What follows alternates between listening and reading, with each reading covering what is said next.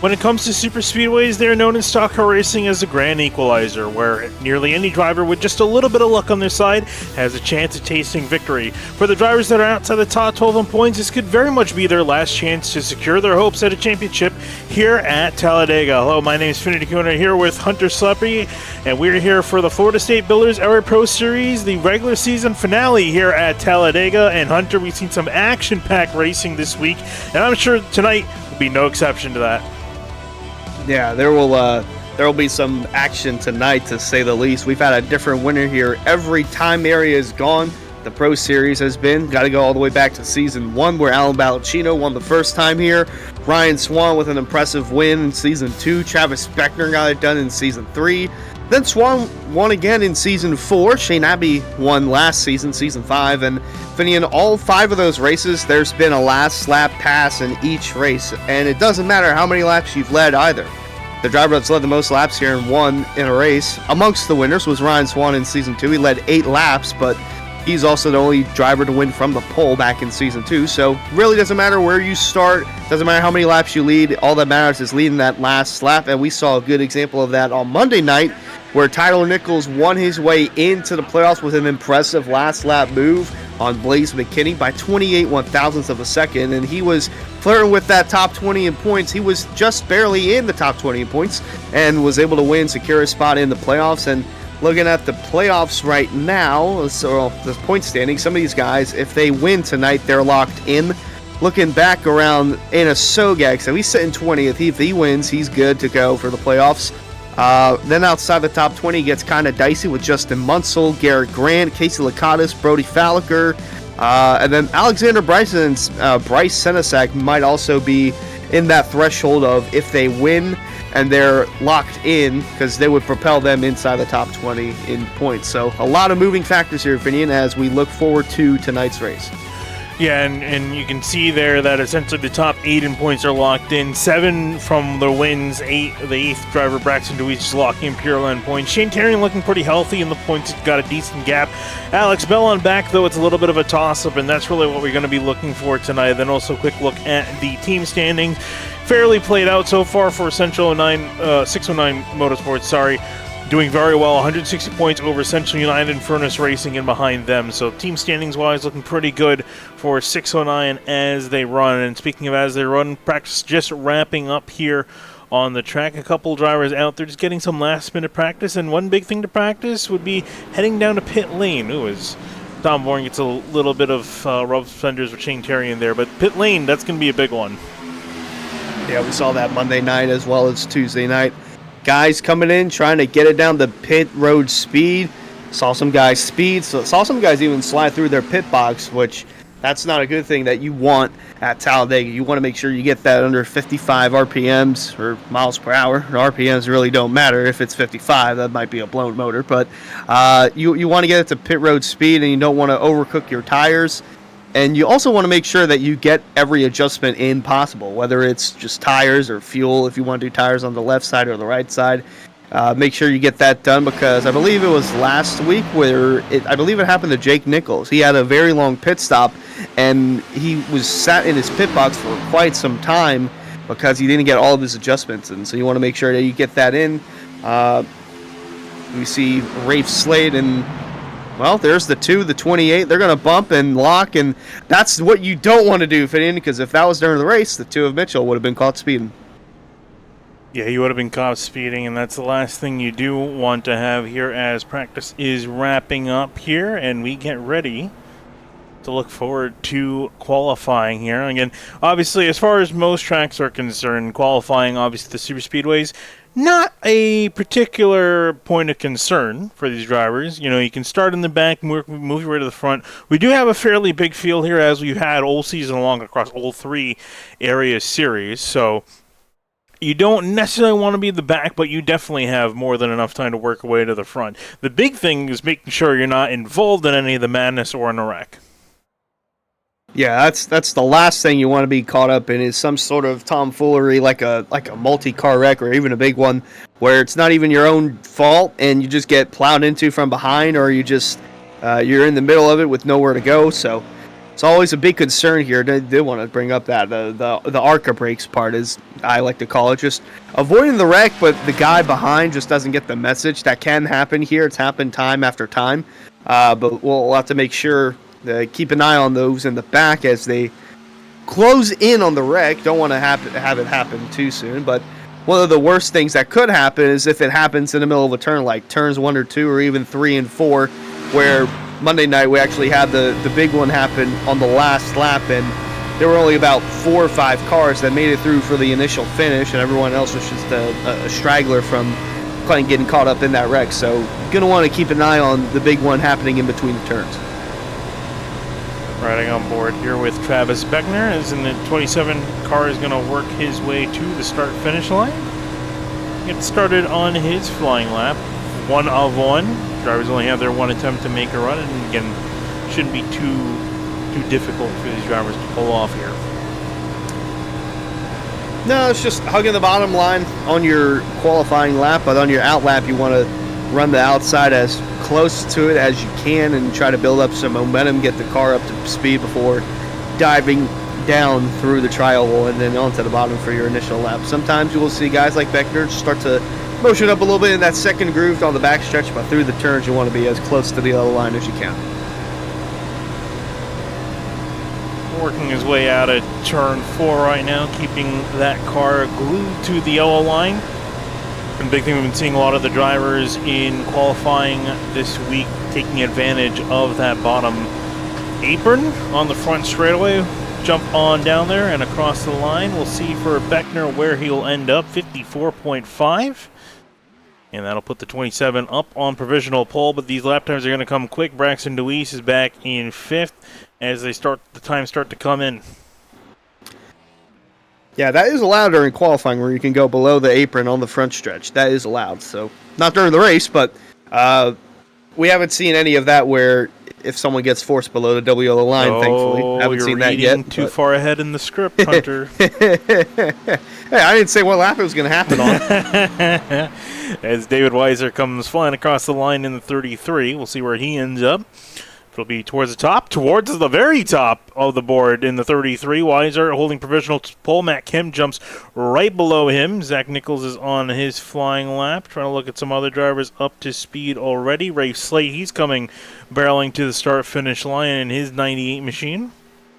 And we'll see where this will put him.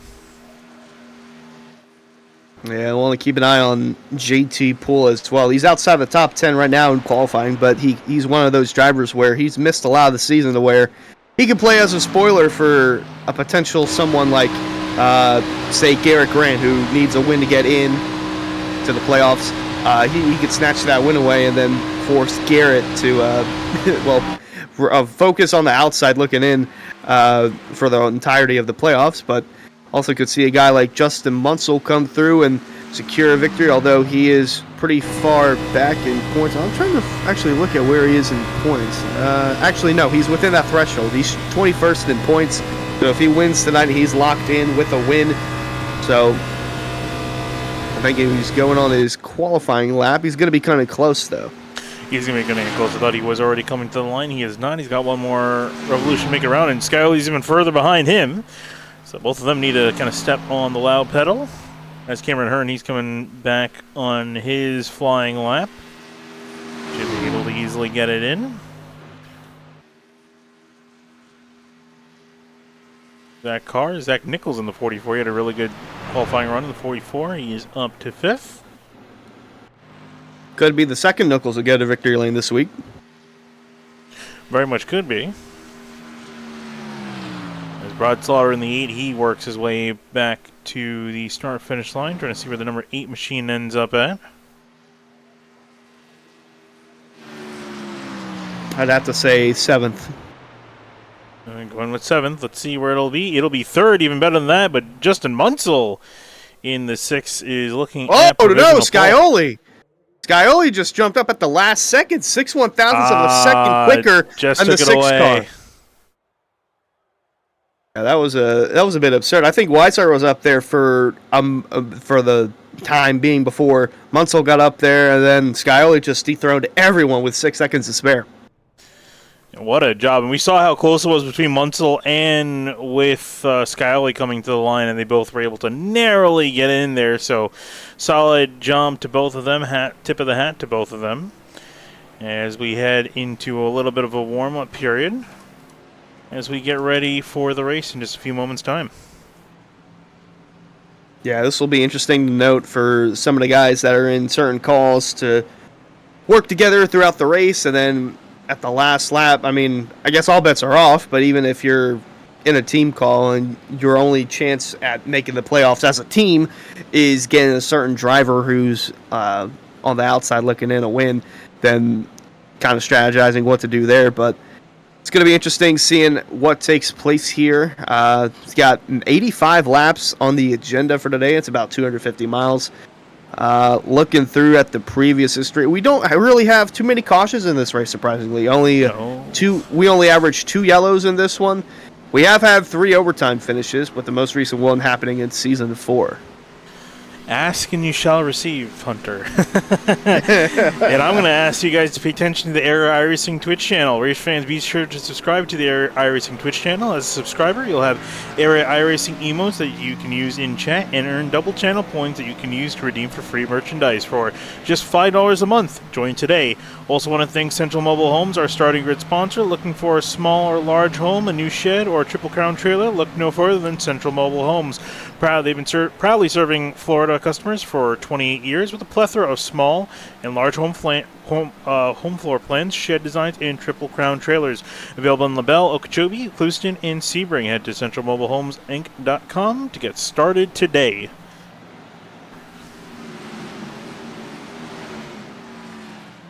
But yeah, so you're talking about the amount of cautions we've had. What's the average we're kind of looking at, just to get an idea where we're at?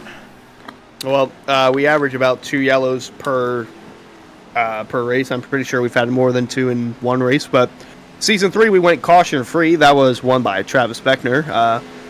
And then looking through, the last yellow to come out for the Season 5 race was 6 to go. So I think it was a green-white checker, but it was an unofficial attempt at a green-white checker. So also, Shane Abbey is the furthest to come from behind to win. He started 25th last year and was able to notch the lead up with about 1 lap to go. Yeah, he had a last lap pass, but he only led 2 laps.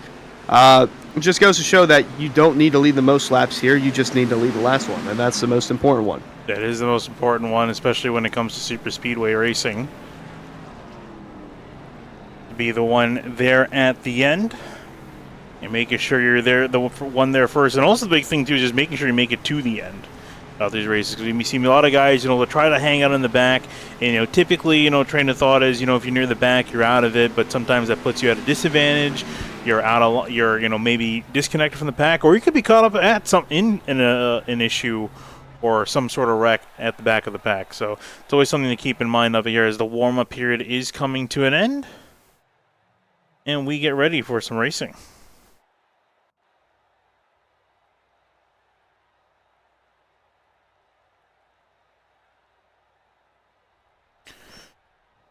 And let's start kicking things off with our starting lineup. Starting on pole is the number 7 of James Scully, and next to him, who just missed out on it by about a couple seconds. If it was just a second too longer, it would have been Munsell that's starting on pole, but he's going to be lined up second place, the number 6.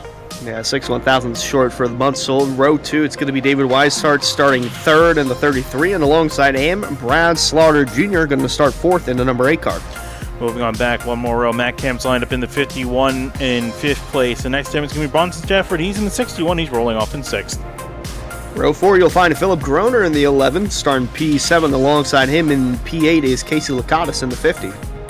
Moving on back behind them in 9th, Zach Nichols. He's in the 44. Next time it's going to be Joey Chapman in the 60 car in 10th. In the 11th, it's going to be Connor O'Kresick in the 14, and alongside him in 12th is Shane Abbey, last year's winner, in the 84. Moving on back behind them, it's going to be Travis Beckner. He's in the 27 car. He's lined up in 13th. Next to him, Ed Robertson. He's in the 64. He's going to be rolling off in 14th. In the 15th, it'll be Rafe Slate in the 98, and alongside him in 16th will be Cameron Hearn in the 4 car. Moving on back behind them, it's going to be Shane Terry. He's in the number 9. He's rolling off 17th in his Toyota Supra. Next in Bryce Senesac, he's in the 09. He's rolling off 18th. Senesac might be in a good spot to clinch a playoff spot with a win. Same with Garrett Green in the 5 car, roll off 19th, and alongside him, Alex Bell in the 15 car, rolling off P20. Moving on back to 21st, Blaze McKinney. He's lined up in the 87 car. Next to him, it's going to be Jake Nichols. He's in the 73. He's rolling off 22nd. 23rd will be JT Poole in the 26. 24th will be Rashton DeWeese in the 13. Moving on back behind them, it's going to be JT Poole. He's 23rd in the 26 car. Next to Braxton DeWeese. He's in the 13 car in 24th. We have Justin Sogak in 25th in the number 88, and Tom Bourne 26th in the 16 car. Moving on behind them, Greg Mitchell, he's in the 2 car, rolling off 27th. Colin Fambro, he's in the 18 car, rolling off 28th. Jeff Wright will roll off 29th in the 48, and alongside him will be the 28 of John Furness, rolling off P30. Back at 31st, it's going to be Andrew Payne in the number 77 machine. Next to him, Matthew Bell, he's in the 43 and 32nd. 33rd will be Spencer Brown in the 95, and alongside him will be Alexander Bryson in the 38, going to roll off P34. 35th, it's going to be Ryan Nowicki in the 74 car. Next to him, Zach Carr. He's in the 97. He's rolling out 36th. In the last row, Cedric Hunter 37th in the number 70, and 38th will be Brody Falliker in the 42, and Brody Falliker has an opportunity as well to clinch his way in the playoffs with a win tonight. There's the field rolling off of turn 2, and I think we saw a couple drivers get some EOLs. And on the naughty list for today, it's going to be Brad Slaughter, McKinney, DeWeese, and Nowicki taking EOLs, so they'll be relegated to the back of the field. And taking a look, before we go to green, taking a look at the weather. It is currently 80 degrees in the air. And slightly cooler than that on the track. Again, slightly warmer than that on the track. Now the temperature is a big concern here for Talladega for these cars. But setting the mood here for what we have in store, 85 laps for these drivers to go. But we find out who's going to be the top 12 making it on to the playoffs and their chance at a championship. Yeah, so for my pick, I'm going to look at someone who's on the outside looking in. Win or go home, essentially, is the saying for tonight. You know what? Give me that 5 car of Garrett Grant. I think he gets it done. He'll win, steal the playoff spot the last lap.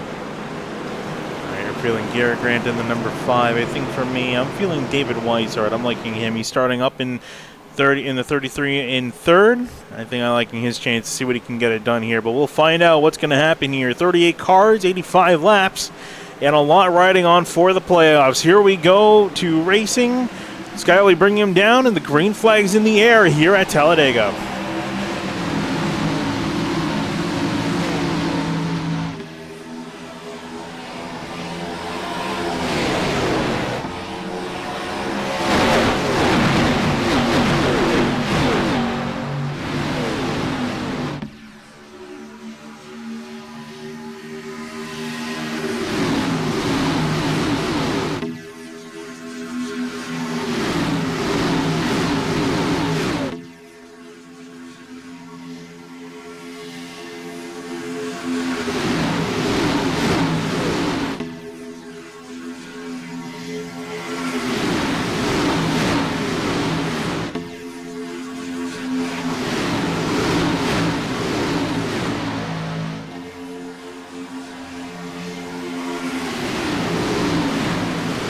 Field rocketing past towards the start-finish line, and it'll be Skyley that'll lead that lap ahead of Justin Munsell, still trying to make a charge on that outside lane. And speaking of the outside lane, a third one starting to form up. I've been seeing a couple drivers trying to go up there and make something work, but it looks like Travis Beckner, he'll be the first one to the gun, lead that charge up there. First one to experiment the 3-wide action. It's still a side-by-side drag race being led by Munsell in the middle lane. He'll have Bronson Stafford pushing him. And on that bottom lane, Skyley with the help from the 33 of Weishart rolling into 3 with Alex Bell, the lone helper for Travis Beckner in the 27 on that third lane. Interested in seeing they can keep that up there. You can work 2 cars pretty well with the Pro Series cars, but unfortunately I think you're going to need a little bit more to make something happen. And I see that, as I say that, Jeff Wright jumping up to join the 15 in his endeavors, trying to push to the front here. No one from the middle lane notably going up there, and it just seems to be them two up there. Still no change on the bottom or the middle as they run. Yeah, there's Matt Kemp in the 51, blinking in and out in the Taco Bell machine, but yeah, some more drivers starting to get more comfortable on that outside lane. I believe that was not a solar flare car, but Jeff Wright's going to jump down. That was Jake Nichols in the 73, and I think Jesse Sogak just went up in the 88 behind him, but Nichols already getting comfortable in that third lane. There is Justin Sogak, as you mentioned, joining up, as well as a couple others in behind. That lane's starting to form pretty strong, and now starting to make some moves and attack the drivers at the front. Wright leading that charge, Beckner leading that charge, followed by Alex Bell. And then looking on board with Jake Nichols as they work past the start-finish line to complete lap number 3. Still not quite able to get up there, but they're mounting a decent charge, and it's Justin Munsell that's, I think, barely able to lead. Not sure he led that lap. Let's take a look and see as he led. He's led 2 laps so far of the 3, so he's just been able to poke ahead of that 7, but not much more than that. Yeah, big night for the 6. If he can win, he's locked into the playoffs. He enters tonight 21st in points, so needing a solid run and needing a win in order to make that a reality. Meanwhile, Beckner's to his outside, Scioli's to his inside. We've got about 5, 6, 7, 8 rows of 3 wide action deep in the field through 3 and 4, being led by the 7 of Scioli. Leading off the bottom, David Weishart pushing in behind, Bronson Stafford in behind the 6 in the middle lane. And able to get some decent runs here and there across the start line. Again, I think it was just the 7 of Scioli that beat him to the line. Otherwise, 3x3 wide back here through the order. And a couple drivers already starting to move up quite a few spots. Notably, Jake Nichols being one of them in the 73 machine. Travis Beckner, he's moved up 10 spots. Alex Bell also as well, impressive movement for him, up 14. Yeah, some of these guys, it's natural to them. They just make their way up towards the front early, like Travis Beckner. He was able to get that third lane roll, and the first one to go out there with Alex Bell pushing behind. Jake Nichols and Sogak jumped up, had some more helpers, but still in a tight 3x3 battle throughout the majority of this field. It's going to be interesting seeing who leads this lap at the line. You do get a bonus point for leading the most laps, so it does mean something to lead the most, and I think at the line it was Munsell. He's already getting a couple laps led here and there. I think looking to see if he can get a point for leading the most laps. Push him that much further. Make him more secure as the way the points stand. That's a tough risk though, trying to keep that car up there, trying to lead the most laps, but you're also putting yourself at risk. In case you get turned by someone off someone's nose, you never know. Especially later on the race when these drivers get more and more aggressive. Although on the pace lap, they were fairly conservative. We were getting word that a lot of drivers were saving on the pace lap. And that's because some are feeling they might have a chance at making it. That's a bit of a stretch. Typically you can go around 40 laps on a tank, give or take. And it really depends on how much you're going to be saving. And especially some of the drivers near the back, I imagine they're going to try to save some. Maybe to have a chance at making it, but it's going to be very tight. I think you're going to need a caution or two to really help you stretch that. I think there's a good chance we do have a yellow in this with the way they're racing this early on. A lot of 3x3 action throughout the front of the field. It's still the same guys leading through, although Joey Chapman, Matt Kemp in the 60 and the 51 continue to blink in and out as the 7 of Scioli still leads the bottom, the 6 of Munsell still leads the middle, and it's still the 27 of Beckner leading that outside lane. He's gotten up there, but is not quite able to poke ahead. And I don't know how much that's going to change, really. They got as much support as they can get, and they got quite a few cars on that outside lane, but just not enough oomph, I guess, to really push them on through to get to the lead. But Justin Munsell will remain the leader. He's feeling fairly comfortable in that middle lane. Hasn't had a reason to leave it.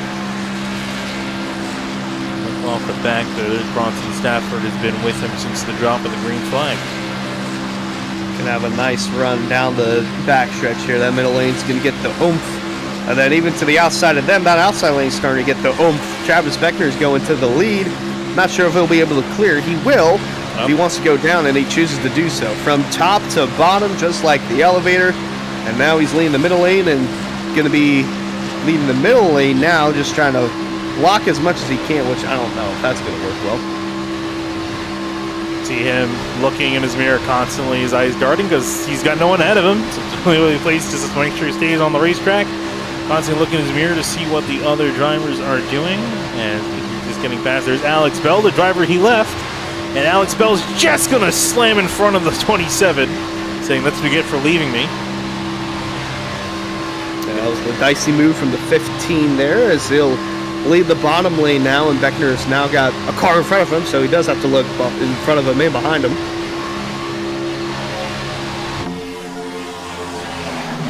Couple change for the lead. There's Jake Nichols leading on the top lane, and Sogak pushing on through. Now Nichols jumps to the middle. That gets ahead of Munsell, who's been leading that middle lane from the drop of the green.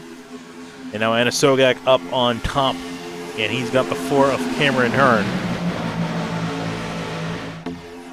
15 and the 27 are getting a little bit too comfortable with their shoves being made. It almost looked like, oh, there goes the 15 up to the outside. Alex Bell was kind of close with Beckner's front bumper, to say the least, but Sogak, Jake Nichols, all these guys that are up front now, they were on the outside lane at some point, which is now being led by the 4 of Hearn.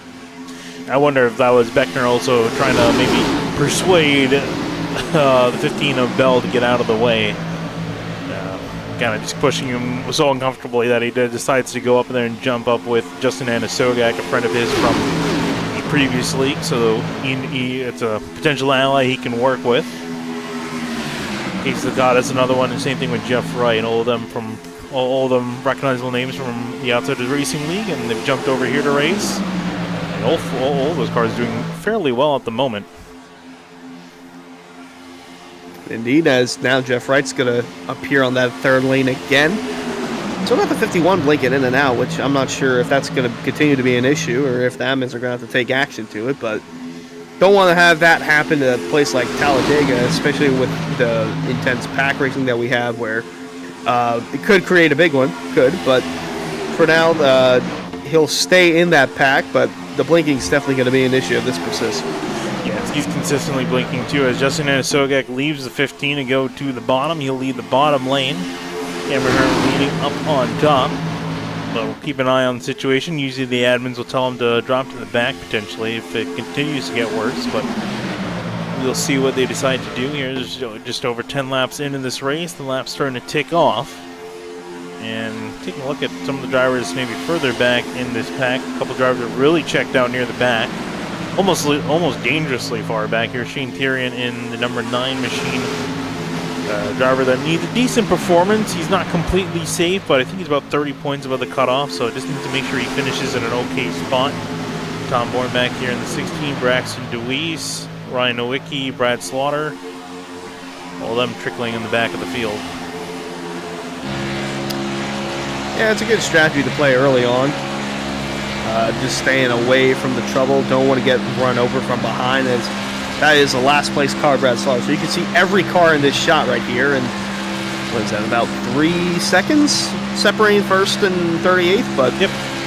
Yeah, it's still a good strategy this early in the going. So no harm, no foul here.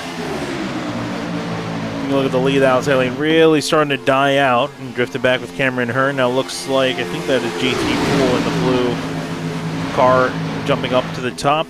Jeff Wright in behind, and there is your 9 Bryce Senizak trying to make some moves.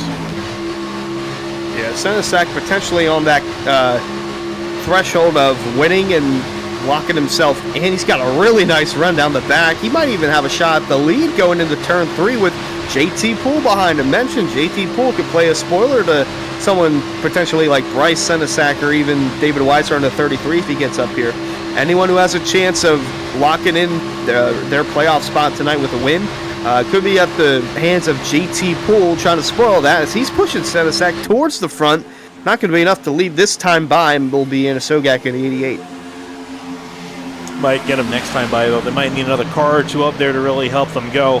Cameron Hearn drifting further on back. Actually, that's not Cameron Hearn. That is the 42, Brody Folliger, working his way up to catch the drivers on the outside. So they got 4 cars. That's decent enough to start making a push, should they choose to do so. Senizak continuing that charge, and I think I just saw Zach Carr jump up to the top side. That is. So Brody Falker in the 42, he's 24th in the point standings tonight. So his only shot is getting a win, and that is confirmed. Where if he does win tonight, he will be locked in because that'll put him inside the top 20 in points. Senesac is 26th in points, and I think that's as far back as you can go, depending on where some of the rest of these guys that are just on the outside of the top 20 finish. If they get caught up in a wreck, then the 09 might be moved into 20th there. If he gets 21st and then wins, that's going to be so heartbreaking. Just looking at, what could I have done throughout the rest of the season to not put myself in a situation like this? But he's still got a good run and go for him on that outside lane. And Sogak's still in the middle. He's going to come down now and block the 27 to Beckner. So Alex Bell leads the middle lane 3x3 through 3. Solid push for Alex Bell in the middle. Jeff Wright in behind, as well as Casey Lakatos. And if I'm not mistaken, I'm pretty sure all three of those cars are on the same team. If not, they're working very well at the moment. Talking about, I believe that's, well, let me see what team that is. I was going to say Central United. That's what I would assume so, but I'm not entirely sure. No, Alex Bell is Central United. I think Anna Sogak is, he is a reserve for 609, so he was Central United last year. And then Bryce Senesac, I believe he is David Weishart Racing. Yes. And Sogak, speaking of which, jumps in the middle, joins with the 15 and the 48. Leads the middle lane. Travis Beckner working on the bottom. He hasn't really drifted much from where he started. Same thing with the 7 and the 33. They've all remained nose to tail on that bottom lane and haven't really left it since we went green 15, 16 laps ago. And Sogak leading at the line, still 3x3 wide. A couple more drivers drifting onto the back and going single file, but still a decent amount of drivers up in the front fighting it out. Yeah, these guys are just logging laps and just trying to not push the envelope, just trying to see where their car is going to be better at, whether it's going to be on that third lane on the outside, the middle lane, which I'd be surprised if anyone's car is better there with how much turbulence and how much of a sandwich you'd be in, or even on the bottom lane. So also a good note to see how well your car handles in the draft for some and how well it handles in clean air, because that could make a difference here. That outside lane is starting to drag back a little bit. Jeff Wright in the 48's moved up to leading the middle lane. Got help from the 50 of Casey Lakatos, where if Lakatos wins, he'd be locked in. And now that third lane's starting to roll back in, but I think the 48 of Wright's going to lead this time. He will lead this time by. And the question is, will he stay in that middle lane or jump down and join the 15 in the 88? There he goes. Casey Lakatos will take control of the middle lane for now. He's got Cameron Earn behind him, as well as the 77 of Andrew Payne, and then the 70 of Cedric Hunter. As more drivers seem to be dropping to that bottom lane. Are we going to go single file here? It looks like we're about to. The amount of drivers leaving the top few lanes. Looks like it. It would be really early to go and make a pit stop here, but with the way the field's going, that's what it seems like. As Senesac thought he was in a good spot, dropping down to the bottom, but to no avail, as JT Poole and Casey Lakatos are going to go down, and even the 4 of Cameron Hearn in front of him, so JT Poole leads this time through. Mentioned about playoff spoilers, that 26 car, he can be a spoiler to someone like Casey Lakatos. Look at how long that train of cars is. Almost the old 38 cars on that bottom lane, except for 4.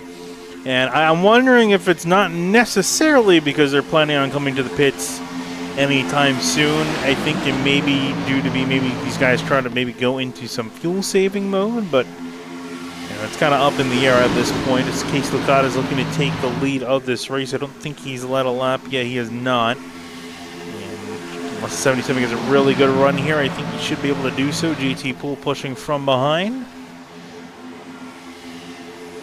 Let's see at the start-finish line, I think. It's going to be the 77. I think that was 77.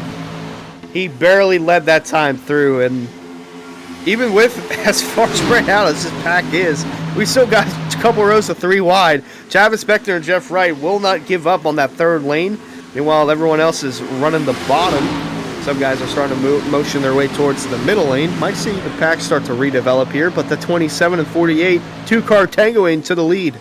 I'm sure Casey caught is slamming the desk saying, dang it, guys, I wanted to lead at least one lap. And he's not going to get it now. There's the 77 jumping to the bottom. Ahead of the 50. The 70 Cedric Hunter left in the middle. And then it's Beckner and Wright up on top. As we go back to the start-finish line. Also, yeah, there's definitely some fuel saving going on because this pack of 9 cars, the last one being Brody Fallinger, it's got about 7 to... Well, now Brody Fallinger's starting to taper off here, but they were about 8 car lanes separated between the top 9 and 10th place Alex Bell, but the 42 is starting to lay back, so it's going to start playing a little bit of a factor into how this front pack forms as Cedric Hunter now takes over as the race leader. Travis Beckner's still not giving up on that outside lane. They've got more company there with the 50 of Casey Lakatos jumping up, but it's still the 70 of Cedric Hunter leading. Cameron Hearn trying to figure out where he wants to go in the middle of all this. They round out of turn 4. And it's going to be Cedric Hunter that's going to be leading this pack as they work their way through the trioval. Then it's Wright and Lakatos up on top, Beckner and Hearn in the middle. A matter of how much are the guys in the back saving, if they're saving enough. And you're gonna have to go 42-43 laps. It's quite a bit ways to push, just about almost halfway through the fuel run. And so this is where these guys are going to keep in their minds when the strategy starts to open up, because the chance might be able to make it in a one stop. But some drivers, especially these guys near the front that are pushing, I have to imagine they're only going to be able to make it. They're going to have to come in twice. They've definitely not been fuel saving up here. Yeah, they've been going at it ever since the drop of the green flag. Some of these guys like Travis Beckner, who's just been at it since lap 1, and again he's still going up there trying to get a third lane rolling. And now we see the top, what is it? It's still the top 9 that are duking it out here. Meanwhile, 10th on back, they're running single file, just trying to make it through and make sure that they get on the pit road safely whenever they do come in for a green flag stop, which you don't want to go into pit road alone. If you go into pit road without a drafting partner, you're kind of out on your own. Whoa! Beckner made a little motion to the outside of Senesac trying to block a run there, but it wasn't enough. So the 09's there, the 48 of Jeff Wright's there, and JP pulls a front row seat through it all.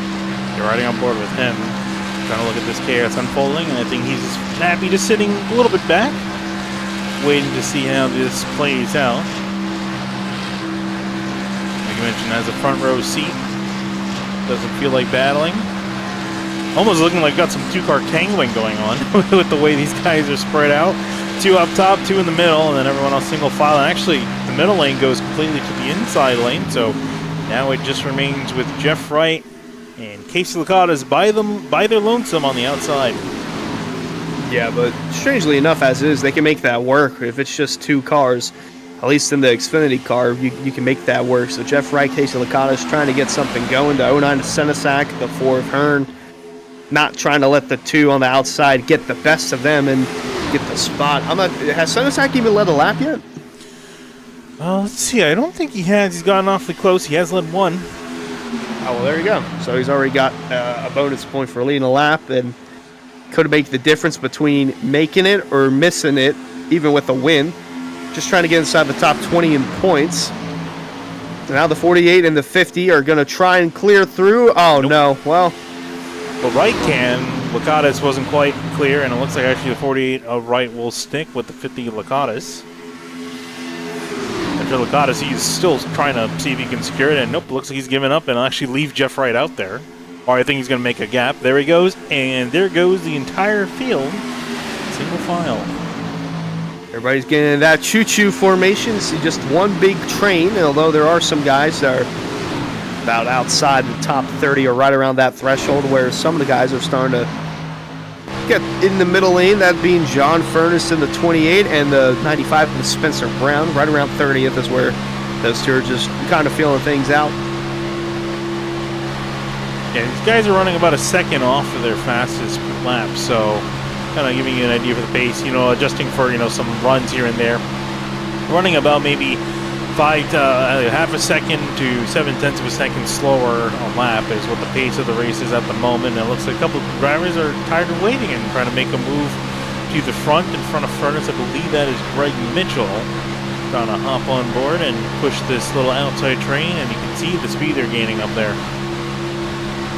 Yeah, they're starting to make it work, starting to navigate closer and closer towards the front as, boy, it looks like a rocket ship from the vantage point of Greg Mitchell. I mean, look, it's like you're racing on easy mode. That's how easy it looks. Running about 7 miles an hour faster than the drivers on the inside lane, and from around 30th, they're going to be jumping up there now with 15th. Yeah, they're march forward.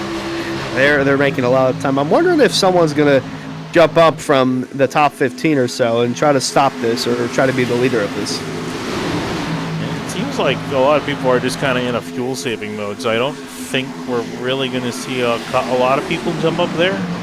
Yeah, if you can save that extra stop, that is huge. But of course, the big kicker is that if you're going to try to do some strategy where you make it one stop, you need to be in a group and need to coordinate with that group.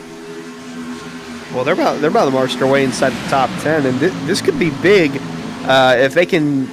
If all these, I'm not sure if all these guys can get in line, but some of these guys can get in line, make up a ton of track position before making pit stops. That could be really huge, as they're now working inside the top 10, getting around the 15, the 42, and the 26. So that too is marching towards the front.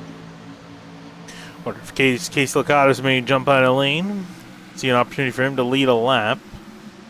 And it doesn't look like the 50 will do so. He is sticking to the bottom with the 48 of Wright and Cameron Hearn. And there goes Wright and Lakatos, actually. Late move. It felt like someone was going to do it and try to jump on. So the 50 and the 48, shocker to no one. They were the last two, and now they're the first two to jump up in that outside lane and try to navigate their way back towards the lead as we're looming on green flag pit stops. Try to knock on the door of that window.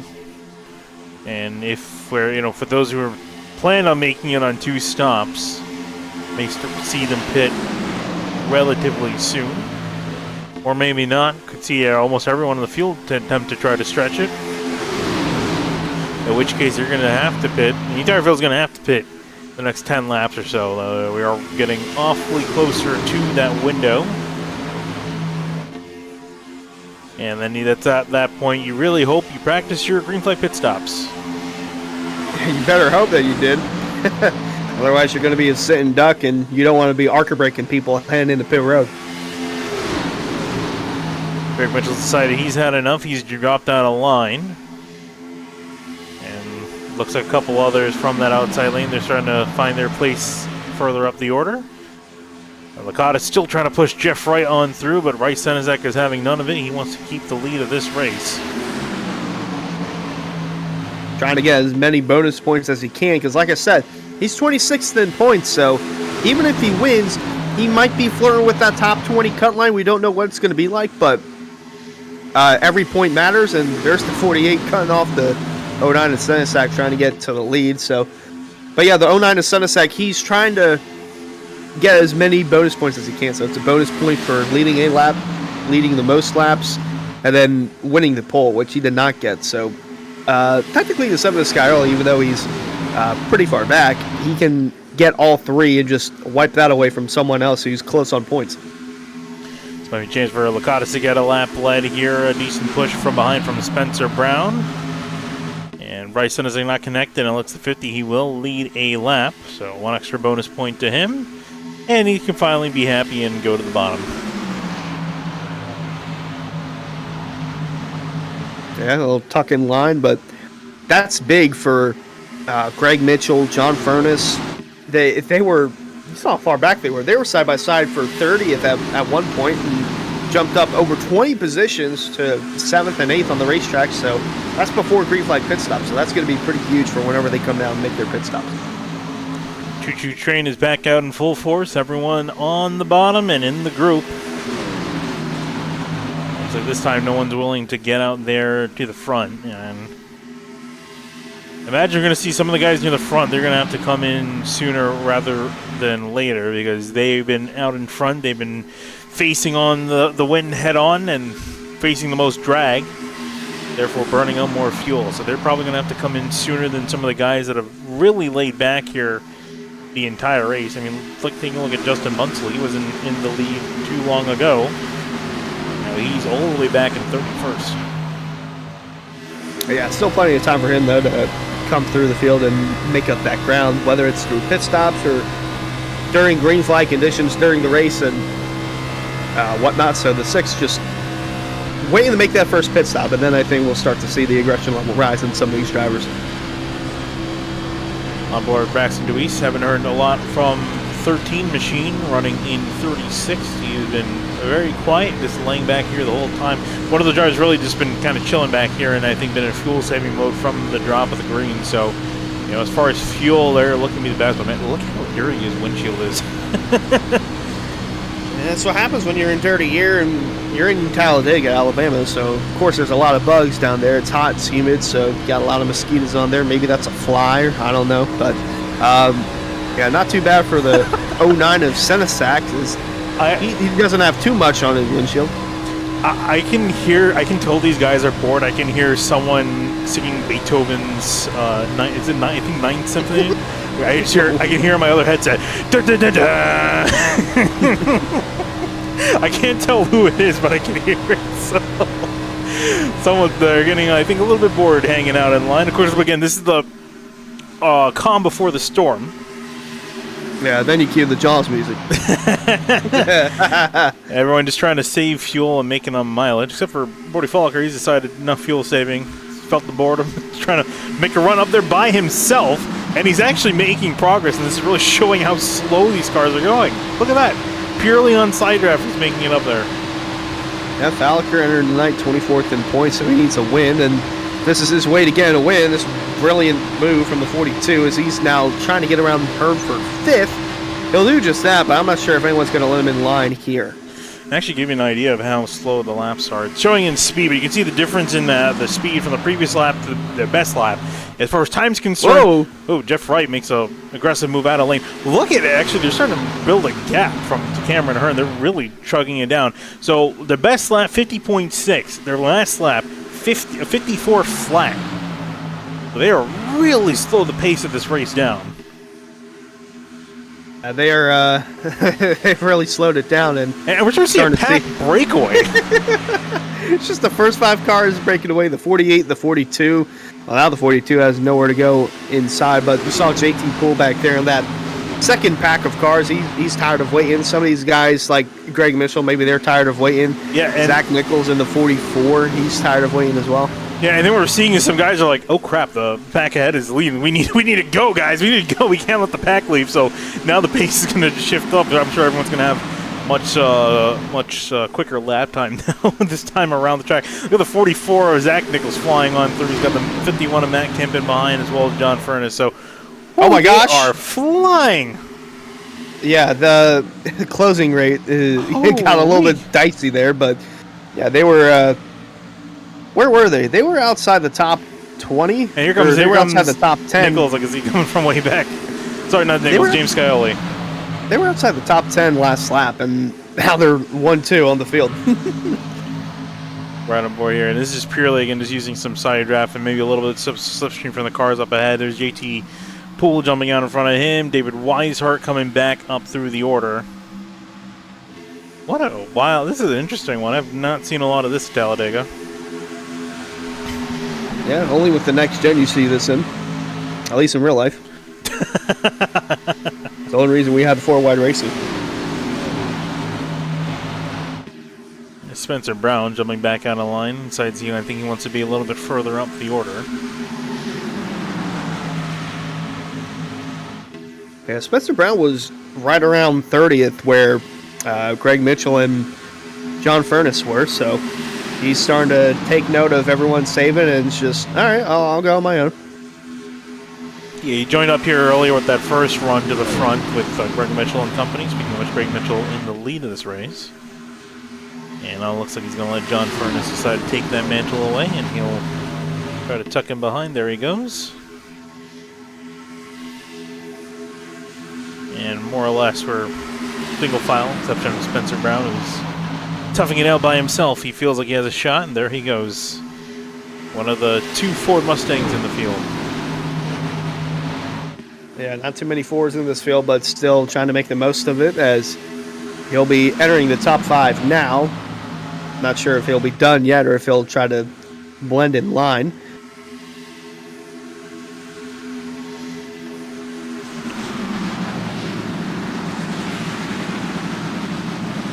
There goes the entire field. One line, about 6 seconds separating the first place driver to the last place driver. And all of them relatively in a group. A couple drivers a little bit further on back behind here. And again, you want to be very careful near the tail end of this pack. You really do not want to lose the draft at this point, as we're nearing halfway through the race. And at the tail end of this line is still Brad Slaughter Jr.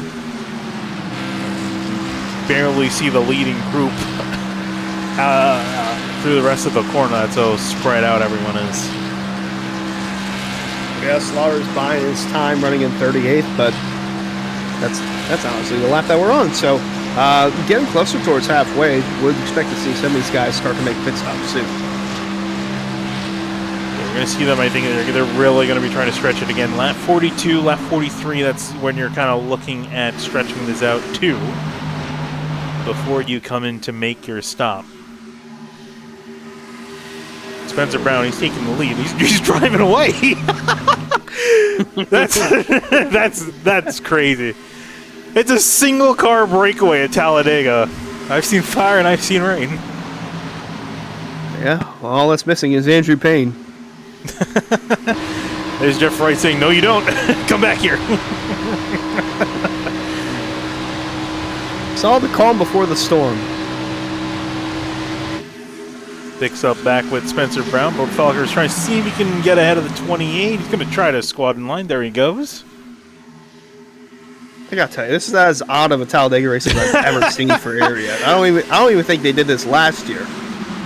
Reminds me of a race, a small race they did at Daytona with the Cup cars, the Gen 6 Cup cars, and it involved us. We were all trying to make it on fuel, so we slowed down to like 150 miles an hour. This is nowhere near that kind of level of crazy, but it's still crazy. We're going a solid 3 to 4 seconds slower than the normal pace, and seeing some breakaways here and there. It's a gap between James Scioli and Cameron Hearn, about a 7/10 of a second gap. And we're seeing another push, we're seeing another breakaway up ahead. Up and pit stop. Spencer Brown by his lonesome. That's not going to fare good for him.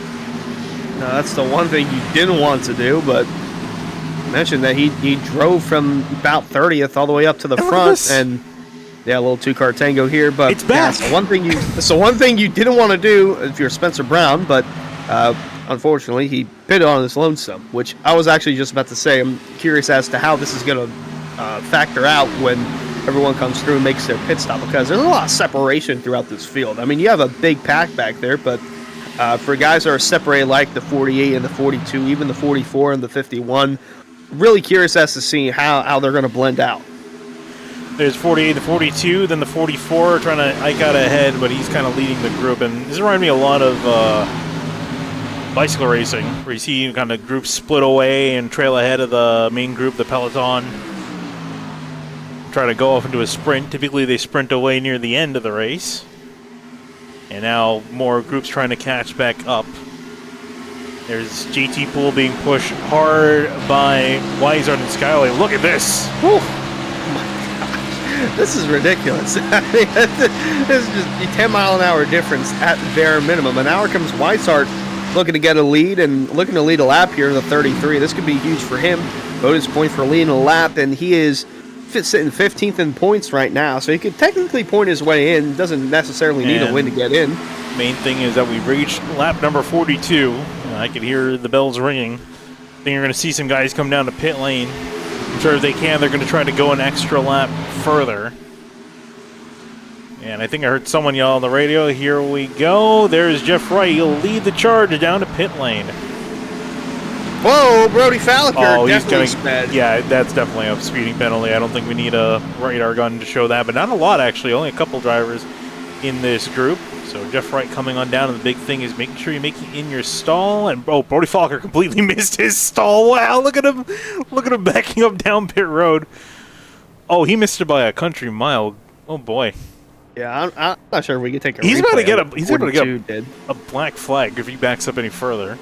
But looking at the main group, still back out on the racetrack, David Weiser, James Scully, GT Poole in a little bit of a breakaway. Then it's Zach Nichols, Brad Slaughter. Where'd he come from? He was 30th about 4 laps ago. And here they come. Oh, here they all come. Hello. This is going to be a big group. Doing speed, boys. Oh, the 33 Weiser went very close to pit lane exit. And, oh boy, it looks like they are under caution. Wow. Yeah, with how many people? Oh, the 97 spun. Oh. 97 got dumped. I don't know who hit him, but he got dumped into his pit road, or in his pit box down pit road. And Brody Falker did get a speeding penalty there, as we mentioned before, so not surprising there. Take a look and see what happened to Zach Carr. Haven't really had a chance to use our replay. Center Mobile Homes. Whoa! Round he went. That is not what you want to see if you're the 97. Still got these two, Shane Abbey, Ed Robertson, that have yet to pit. Other than that, everyone else has made it through, which if this does go green, and it has happened before where we've had a race go green here, Season 3 went green from start to finish. This could be huge. Both these guys, at least, are going to have to draft off each other coming through. And meanwhile, this is your essentially battle for the lead. So here comes is that the 70? No, that's the 50 of Casey Lacatas, but up in front of him, it's David Weiser leading through. Here they come on through, and they'll have a little bit of advantage being hooked up already. Matter of can they make it through the slower cars getting up to speed efficiently. Of course, the advantage of the drivers that just had to pit, they have an extra lap of fuel.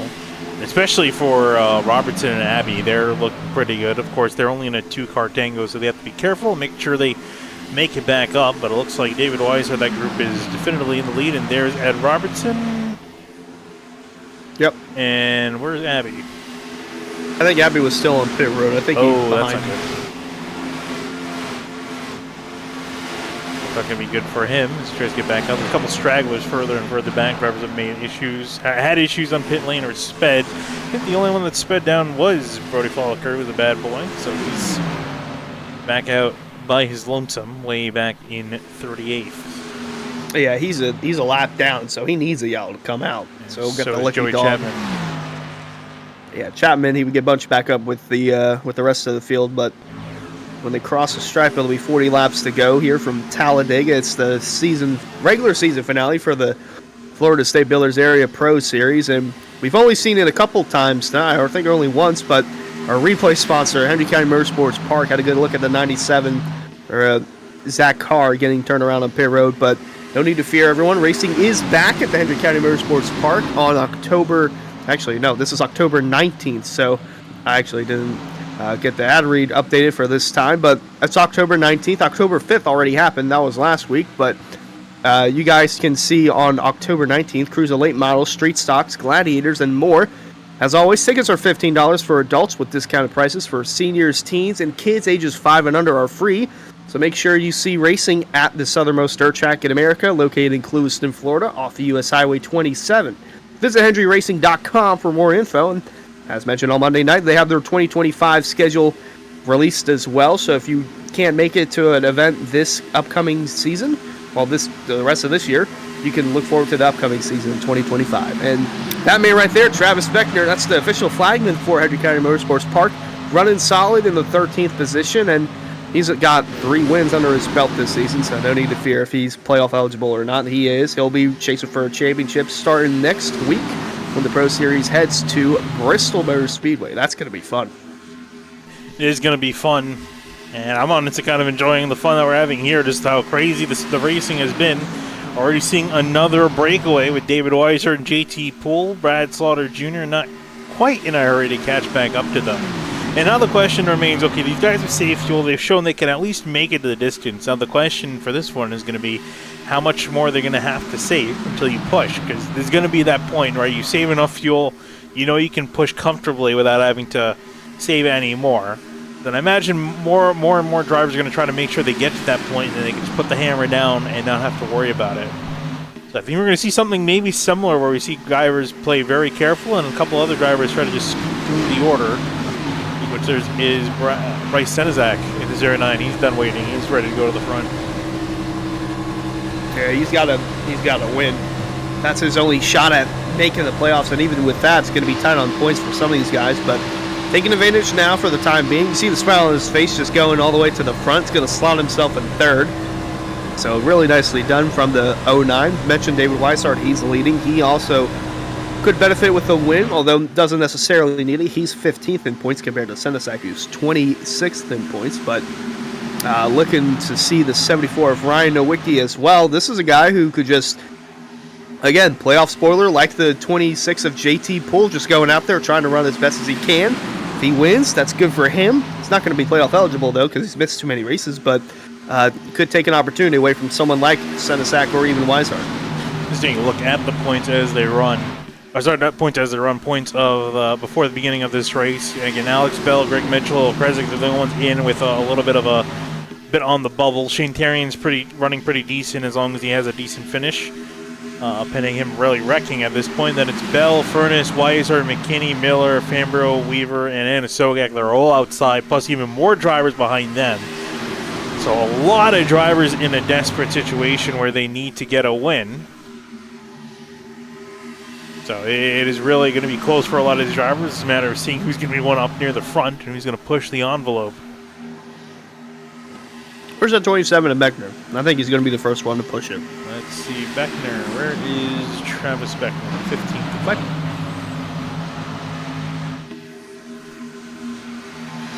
I feel like he'll be the first one to go. Looks like Cameron Hearn's already doing that. I think he's going to jump up once he sees the 4 go. Although I'm probably going to be wrong. We'll see. Look at the 4 and the speed he's got. There goes the 27. Off he'll go by him. Past the 50. Past the 77. Excuse me. Pardon me. Don't mind me.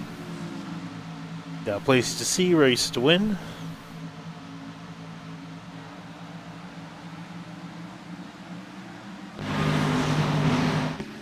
And as far as pace is concerned, these guys are continuing where they left off. Running pretty much the same pace. Again, their best lap, 50.7, 50.6. Currently running 50, actually running slightly slower, 54.3s, 54.4s. Yeah, so we're already starting to see some guys save fuel, try to make it to the end. Although with the way that they're going to be racing with about 10 to go, I don't think that's going to happen. And I was about a lap too early, but Travis Beckner is working his way towards the front behind Andrew Payne, and that is that the 15 of Alex Bell? What car is that behind Beckner? That is Spencer Brown in the 95. Oh, Spencer Brown. Actually, I'm surprised Spencer Brown caught back up. Remember, he came in really early by himself. I'm amazed he kept in with the draft. I thought he would have lost it easily. Yeah, Spencer Brown's going to be one driver who needs a caution because he pitted at lap 40, so he's going to be short to the end if this goes green. But, wow, that was really aggressive from Beckner. And I'm surprised he's going to try to get the lead back, or maybe not. It looks like he stalled out. There goes 50, Licata in right. Whoa, a big run to the outside. The 15 trying to join them as well. Yeah, I'm a bit surprised Spencer Brown's trying to get up here near the front. If I were him, I would be in the back. I'll try to find some sort of eco mode on this thing to save even more fuel because he has the worst fuel mileage out of anyone in the field so far. But Licata's to the lead, Jeff Wright falling behind him in second. They're going to lead.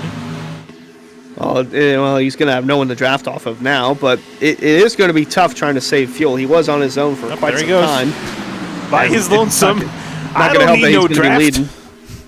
Yeah, I think even if he tries to save fuel, he's still going to be short because he pitted at lap 40. This is going to be like a 45-lap stint.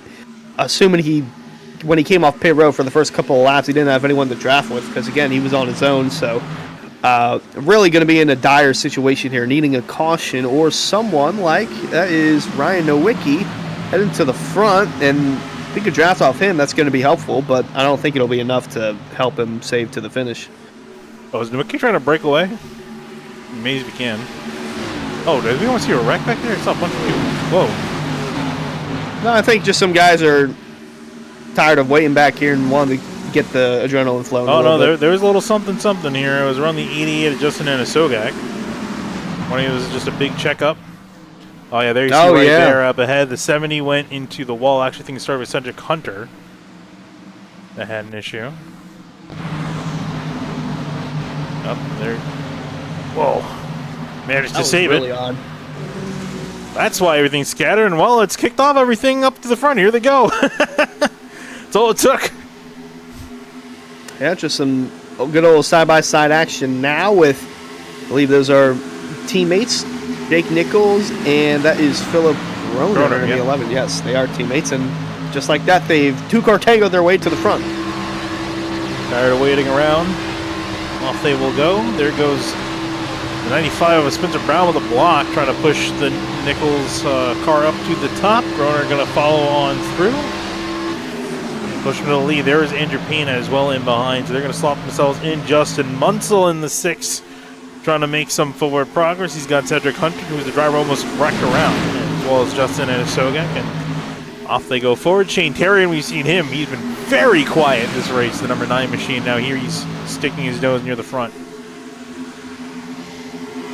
Yeah, starting to see some more. Yeah, he spun around a pit lane. Look at that. This car still has damage from it, too. The beauty of Talladega as Zach Carr has re-entered the fray. And now we got some 3x3 action for the lead. Here we go. Now we found a little bit of normalcy as things start to kick off here. So aggressively 3x3 wide. First time in about 20, 30 or so laps. We see him be this aggressive. Justin Munsell go down, and it's the 61 of Bronson Stafford up top, and Shane Terrian will leave him dive to the bottom to take the lead. Shane Terrian gonna try and snag a win here at Talladega, try to get something going in the right direction for the 9 car. I mean, he's 5th in points, only 4 top 10s on the season, though, so a win would definitely be some boosted momentum in the right direction for sure. He's going to lead this time through, but here comes Cedric Hunter on that outside lane. So 1 bonus point to the number 9's name. Cedric Hunter trying to run around the outside, see if he can take that lead back. With the 88 following in tow. And we are seeing a couple cars, quite a few cars I should say, straggle in behind, and they're not quite pushing. Whoa, Terrian, a big block to the out. I guess he wanted to just lead a lap. And I think he's going to drop back. Point. Yeah, that's a smart strategy, I would say. Yeah, because like we said, he's got like a nearly 30-point buffer between himself and, I believe, 10th place in points. So pick up that extra point, drop in behind, and cruise to the end. That's all the number 9 at Terry needs to do. Nothing too drastic for him. As Munsell continues to lead, it's Jake Nichols, then Cedric Hunter, Phil Groner, and Asogak the top 5. As the pace is kicking back up, we're now running in the 52-second mark, 52.1, 52.2. Picking it up from the 54s that were running just before. Yeah, these guys starting to get a little more single file now. Some guys still trying to make their way towards that second group, but for the most part, it's still single file. Now here comes the 3 cars on that outside lane. That's going to be Cedric Hunter, Bronson Stafford, and or it might be just 2.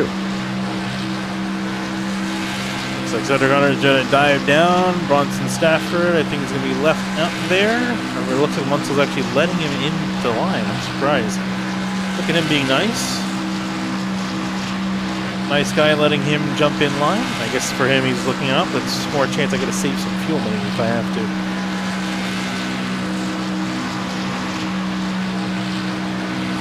If anyone's coming from behind. See 1 car out of line. Can't tell who that is though from this angle.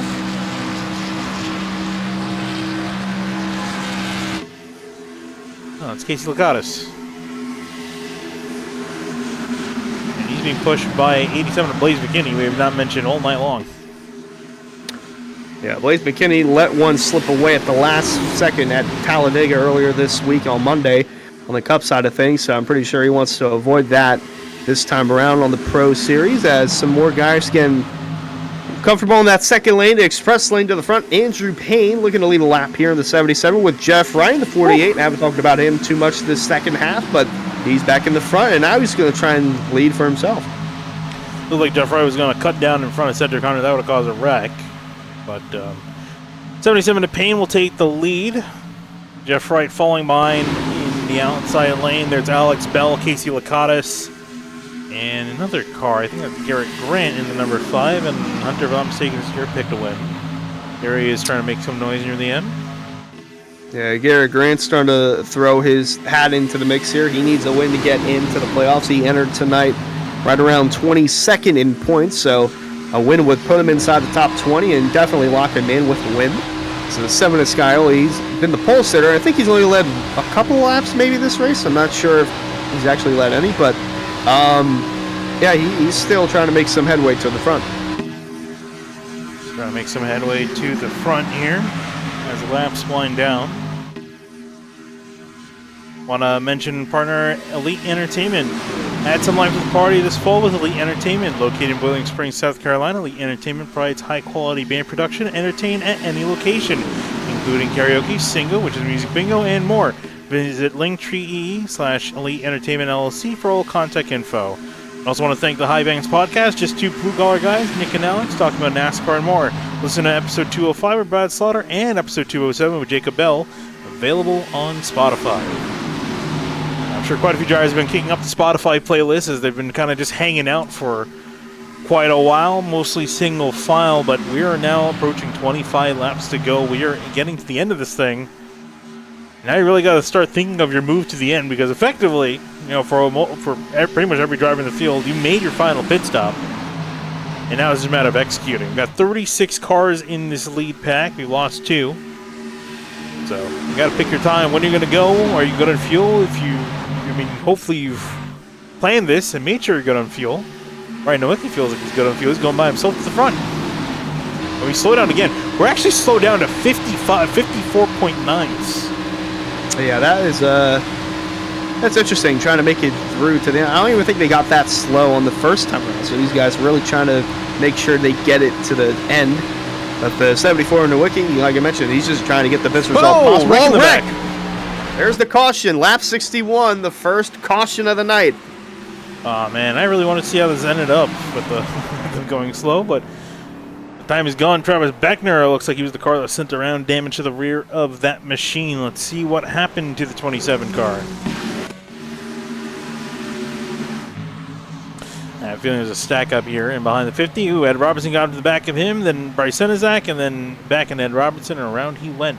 Ooh, and looks like Reynolds was able to avoid calamity.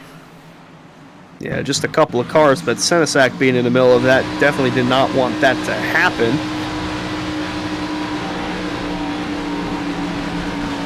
Robinson, and then Senizak, and around he went. Yeah, just some slight contact with the front. Could have been worse. From the 09. Yeah, definitely could have been worse. Right over by Senizak, he was hauling in the outside lane, making up quite a bit of ground. All of a sudden the checkup, the hit, and around the 27th lane.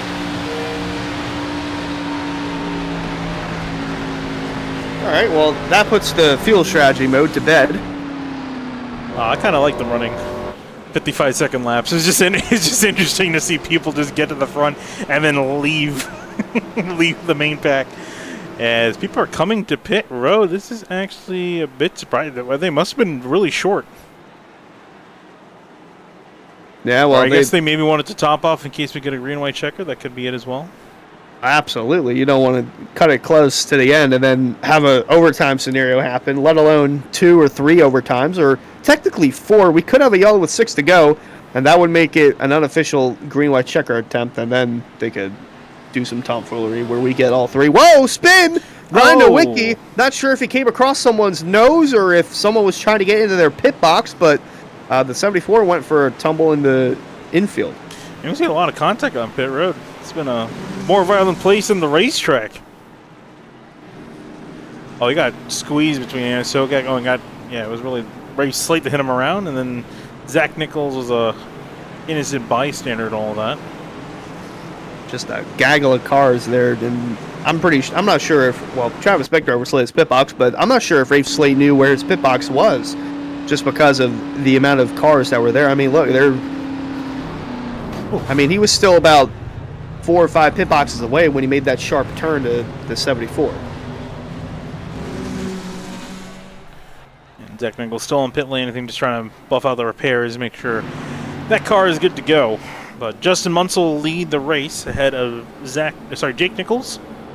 Then Justin Ansoga, Philip Groner, Weishart, JT Poole, Blaze McKinney, Garrett Grant, Andrew Payne, and Jeff Wright, your top 10. And before we go green, I think we might want to go through the rest of the ads because I have a feeling it's going to be very action-packed these last 20 or so laps. It's going to get, if anything, going to get a little bit spicy. Speaking of which, I want to thank Rick's Hot Sauce. Head over to rickshotsauce.com for some of the best hot sauces made locally in South Florida. Try the Loxahatchee Classic, Golden Garlic, Palm Beach Pineapple, or South Beach Heat. Follow the Rick's Hot Sauce Rookie of the Year battle in the Area Cup Series to find out which driver will take home the $100 prize as the highest finishing rookie in the point standings. It's rickshotsauce.com. Also want to thank and mention shop.airracing.com. Visit for high quality merchandise at low prices. Shop from over 100 selections of t-shirts, hats, champion brand clothing, and more area accessories. Easy to shop, quicker to ship, better to wear. Shop.areairacing.com. As we get ready to go back to green. And do you think, Hunter, we're done with the cautions, or do you think we're just getting warmed up? We just had our first one, so we're just getting warmed up. Getting warmed up to see what awaits us here. Going to get the green with 21 laps to go. After the first of yellow, brings an already relatively slow race down to a halt. Get back to go green. Everyone topped off on fuel. They should be good to go to the end. And no longer will have to save huge amount of gas to get to the end. So expect 3 wide, maybe even 4 wide. 4 wide would be pushing it, but they can make it work. Oh, it'll be pushing it, but I think at this point, especially the guys in the back who figure they might have some more time, they're gonna have to may have to force 4 wide, especially considering a lot of the guys in the situation that they find themselves in. You know, guys like pretty much everyone from Alex Bell on back. If you're not running well, you need to make sure you finish well or get the win, because that's the only way you're going to lock yourself in. You don't want to be forced out. Especially, everyone, Matthew Bell on back are pretty much in a must-win. Yeah, it's going to be interesting seeing what kind of friendships you make on these in the last 20 laps, because you don't want to do someone dirty and then have it come back to haunt you, But looking through, who's 12th in points? That is, who is that? Matthew Bell? Is he sitting 12th? Yes. No, Connor Krusik. All right. So you don't want to be sitting, You don't want to be sitting 12th in points. I believe Ed Shearer Jr. was the one sitting 12th on the cut line. Heading into Monday night's race, and then we had a new winner, and unfortunately he got shuffled out. I believe that's who it was that got shuffled out. Yeah, he's not in the Cup playoffs, but he was entering Talladega. But what happens, new winner could push some people out. Let's see what happens here. Field lining up in the restart zone. Munsell leading down. Back green we go here at Talladega.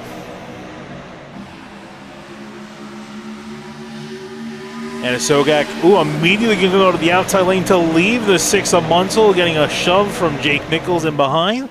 Philip Groner, JT pulled that outside lane. Weishart's going to pick up Munsell on the bottom lane with Blaze McKinney in tow, and off to the races we go. Yeah, both those guys, Munsell and Sogak, they both need a win to get in, but only one driver can win. They can't split the pie. So Sogak's got to do what he's got to do, and it looks like no one's working with the 6 of Munsell, at least for the time being. Lonely world to be in with Justin Munsell. He's still stuck on his lonesome by the bottom. It's kind of interesting to see that no one else is willing to go there. And I think we're 4 wide for a second, or almost 4 wide. Saw a couple cars making some moves, but it looks like Bronson Stafford finally a driver that's willing to work. Whoa, as Bryce Senesek gets a little squirrely there, trying to work around Alex Bell. Up ahead will be it'll be Justin Asoga that will lead ahead of JT Poole. Still running in the middle lane. This is so odd. A lot of oddities this race. Yeah, very odd, but JT Poole going to try and get around the 88 of Anna Sogak, leading that outside lane. Anna Sogak in the middle. I'm really shocked that no one's gone to the bottom lane just yet, but Anna Sogak needs a win. JT Poole could play spoiler into that. So can the 5 of Garrett Grant. He needs a win to get in. Could play spoiler to the 88 of Anna Sogak through 3.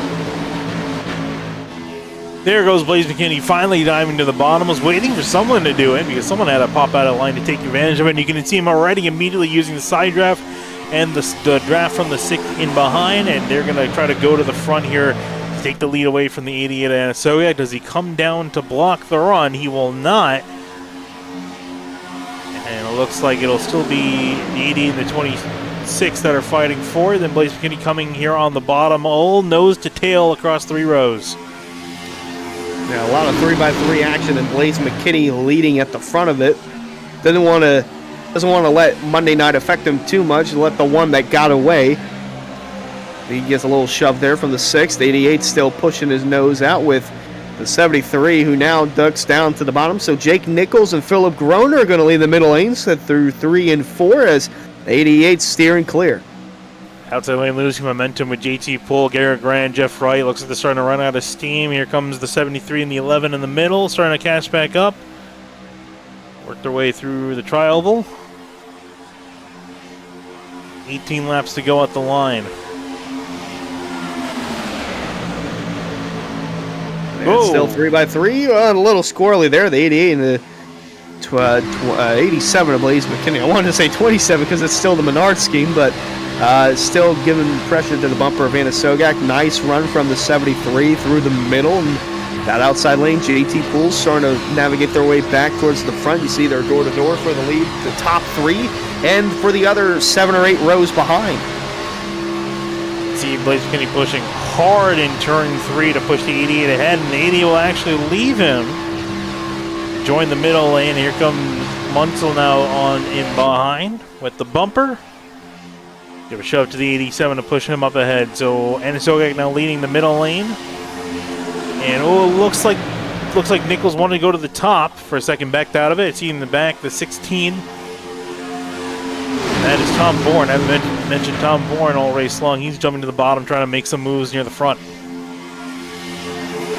Yeah, it's go time now. You're in rush hour traffic. You got to pick a lane and hope that it goes to the front. If not, better hurry up and make up your mind fast of what you want to do. And so I got a tough cut to the bottom lane. That allows Jake Nichols to poke through once more. That top lane is not looking as good as they did on the initial start. Not sure that's from lack of trying or they're trying to wait till the end to really make a solid push. But 16 laps to go at the line. They really get a good run down the backstretch. The middle lane, the outside lane, they all get good runs down the backstretch. It's the corners where it's really hurting them. The bottom lane works well through 1 and 2 and 3 and 4, but you'll notice here on the exit, the 73 will push up and the 26 will also push up, but the 88's going to block them before they get a chance to do so. Big shove to the back from the 6 to the 87. Gets him a little bit squirrely. JT Poole almost in a dangerous place. Thought he was going to get past on the outside by Garrett Grant and go 4 wide. Not quite there yet.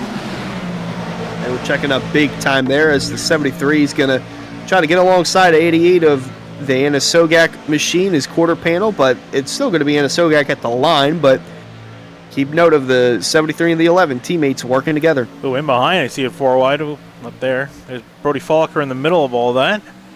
Ray Slate to his outside, then Travis Beckner, and then the 95 Spencer Brown. This is a dicey situation back here. This can be a wreck. Very well could be. The wreck can come from anywhere, even at the back of this pack, as they're still trying to navigate through 4 wide. I think Brody Falker, well, Ray Slate's trying to go for it through the middle. Oh, there's some contact back there. They both wreck. Kato Krezik around as well, but he will save it. Falker around, Ray Slate around. The caution will fly once more. Oh, and Greg Mitchell, gets door there at the end. Yeah, I'm not real sure what caused that 4 wide situation, but nonetheless, tight spot to be in for Rafe Slate. I don't know what caused it, but it just looked like no one was willing to back down. Ray Slate was actually charging on through up through the middle there. You can see him gain some progress. And then he got into Cameron Hearn separately, the 98, and that sent the 4 around. And then Brody Follicker trying to take a look at his incident there. He got in behind Ed Robertson, then tagged Connor Kresick. And who was that? Is it 38? The GC car on the bottom? That is Alexander Bryson. Bryson. We haven't mentioned a whole lot. He got a piece of that as well. With Brody Follicker as that happened.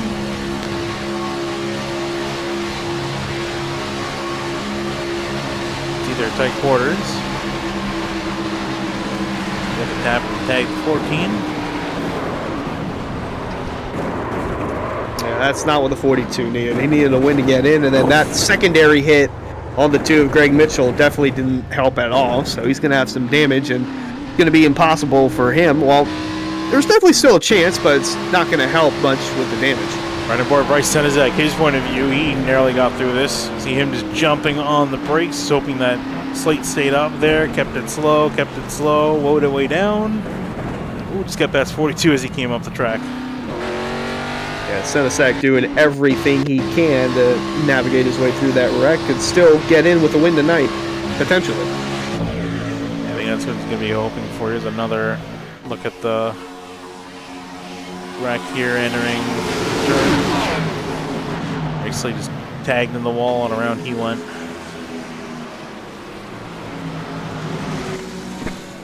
He's down on pit lane with a couple other drivers getting repairs.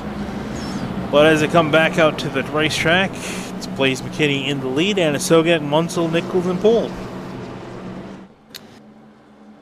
Yeah, well, now the moves are going to be made a little more aggressively than they were before, and going to see some more 3-wide action, but definitely going to see probably a wreck or two occur from that, and I think it's going to happen more towards the front. I mean, we've had both the cautions have happened towards the back of the field, so I feel like at some point the front of the field is going to take some of the blow and create the big one. Definitely have a shot at doing so here as we get down to the later part of this race. Things are only going to kick up even more. We saw it pop off there 3x3 wide for several rows on back. Everyone fighting it hard, especially for the drivers in that must-win situation. And just want to make a little bit of a PSA here. Do not text and drive, kids. Even under yellow. As soon as they put it up, caught red-handed. Got caught in 4K, Travis. They're not slick. Can't tell what you're saying, but just know you got caught. Can't blame him. I've honestly done it quite a few times myself. In the sim, mind you. not one example you're setting. Listen, especially at these super speedways, these pace laps get very boring. And it's a miracle, too, because now I at least have the short pace lap. Before you had to do an entire extra lap.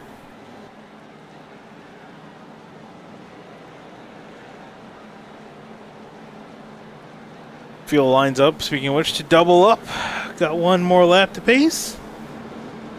And then back under green we will go. Should be getting this restart with 11 laps to go. Wait, I just saw Victor. I wish he did it again. I think he heard that we were talking about him. He shoved his phone and was texting right up to the camera. Well, don't expose your DMs, buddy. No, he didn't show. He showed the back of the phone. Don't do that. Don't let the public know what you're texting about. Just saw him out of the corner of my eye, do that. But can't do that anymore. Has to get focused now. No more phone in the car. Get a fine from NASCAR. Or a fine from Marion. Or from the Henry County Motorsport Park. Don't want that to happen. Definitely don't want that to happen. But to get the restart here, it's McKinney, Anasogak, Nichols, Munsell, Poole, your top 5. Stafford, Grant, Groner, Payne, Bourne, your top 10. Wright, Nowicki, Weisert, Scully, and Slaughter, your top 15. And then Hunter, Brown, Lakatos, Beckner, and Carr, the top 20. Field gets ready for the restart here. could be the last one. I don't or think first it will of many. Never quite know. Also getting quite late in the sky. The sun's starting to set.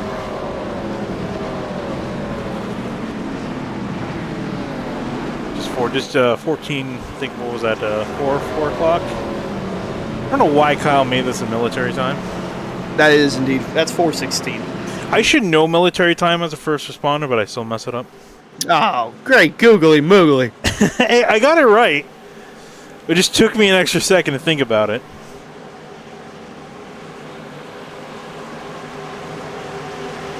The time is about to start to wind down. 11 laps to go. It's supposed to be over in 10 minutes if we go green to the end. We'll see if that's going to be the case. Field and control of Blaze McKinney. Will we make it back all the way under green flag conditions? We shall see. And get ready for the restart into the zone, and we are back green here at Talladega.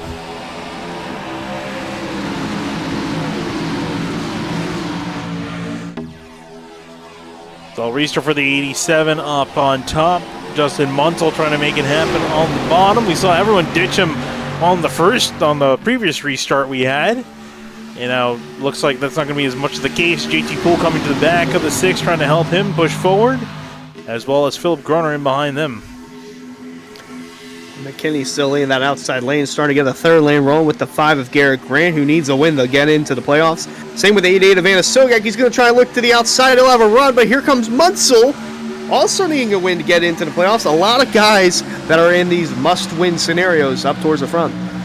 Yeah, and again, if you're in a situation where it's all or nothing, you're going to be making aggressive moves, because it's basically you make the move or you lose out on the playoffs. You got nothing much left to lose. So that's the situation. We're going to see some drivers make maybe some more desperate moves. Compared to some of the drivers that are just about in the cutoff and they could point their way in, they may not want to make an as aggressive move, because they still have something to lose if they don't make it back to the stripe in one piece. The field gets very, very dense amongst the first 2 rows. Jake Nichols getting a push on the outside from Garrett Grant. A sketchy push from the 6 to the 87, though. Yeah, the 87 of McKinney also needs a win to get in. He's sitting 15th in the point standings right now. Well, doesn't necessarily need a win to get in, just needs to survive and kind of point his way in. Doesn't necessarily need a win, although that would help. But the 5 of Grant giving the shove to the 73 of Nichols, and then you got, it was an aggressive shove there. Bronson Stafford to Anna Sogak in the middle. Munsell getting a little too close there on that middle lane, but he's behind the 87 of Blaze McKinney, who barely leads up the line with 9 to go. 9 laps to go, and Sogak pointing the way ahead in the middle lane. Bronson Stafford in behind Jeff Wright, David Weishart. Old drivers that really need to perform well and get a win, really. And for some of the drivers in the midfield, like looking at David Weiser at the moment, where'd he go? There's nowhere to go. Just got to buy time in the middle lane and see if he can find a way on that third lane. It looks like that's the only way to go, but Jeff Wright's going to go up there and take that away. But now will be the 4th car in the middle lane, but the 33 closing in on the front. Goes again, will push up to the 61, and I think he's hoping that some other drivers jump up top. That's one more spot for him in that middle lane. There goes Anna Sogak to the top, McKinney to the bottom, and Sogak comes back down middle, gets tapped to 6 sideways. Do they wreck? Sideways they will go. Yep. JT Poole gets spun on the bottom. And did they save it? Enough. They saved it. Nope, they didn't. It's enough to trigger the caution, though. Looked like there's another car back there that was spun around to the apron. Not sure who that was or if there was anyone else, but it was enough on the racing surface to trigger a caution, so we will have another late restart. There's another spin back here with Greg Mitchell. Let's see where just a month's line is up. There he is. He got sent sideways. Everyone got sent sideways. GT Poole's really sideways and saved it. This was all in the response to the bad bump from Bronson Stafford to Justin Sogak, and unfortunately, Munsell was an innocent bystander and all that, but that's what happens when you're right near disaster. This is and meanwhile, Greg Mitchell also got spun. I'm wondering if this was maybe the spin that brought out the yellow. That's why I would assume as well. Got on board with the 6 again to see what happened with the really what set up everything off was this bump right here. That GT pool as well. Got view from anyone further back. More with Philip Groner in the 11, who was right behind both of them. And I think it was the door, I think with Bronson Stafford, or no, it was Stafford and Anasoga that got them sideways, and that hip check. Whoa. Yeah, so Anasoga was in that third lane, then he came down in front of Stafford, and it was that transition from the third lane to the second lane where the bump wasn't good. It wasn't good enough to where it could go without being an incident or something catastrophic, but they are really flirting with disaster here, Finian. We have yet to see a big one. I still think we get another yellow before entering overtime scenario. Well, we shall see here. Had 3 cautions so far this race. 19 different leaders, 42 lead changes. So, action pack on the track. A little bit of a lull in the middle part of the race. Is everyone fuel saving? Now we're seeing the opposite. Everyone's full of fuel and full of desperation as well. Yeah, I don't know if we're going to be in fuel saving unless we get all 3 green, white checker attempts, but I mean, they shouldn't be. No, they shouldn't be. We do have long caution laps here at Talladega anyway, so there's plenty of time for these guys to save fuel if they feel like it's necessary to do so.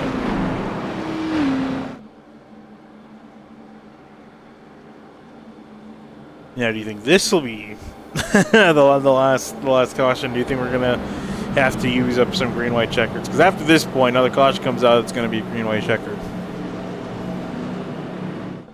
I was going to say, if they had a yellow with 6 to go, then it'd technically be a green-white checker, but it wouldn't be overtime. It's just how the laps would wind out. He never learns, does he? No, a menace to society as always. Caught in 4K again, second time. Want to check in with the admins. Is this considered actions detrimental to stock car racing? Is that in the rule book? I don't think so. I think foul languages. For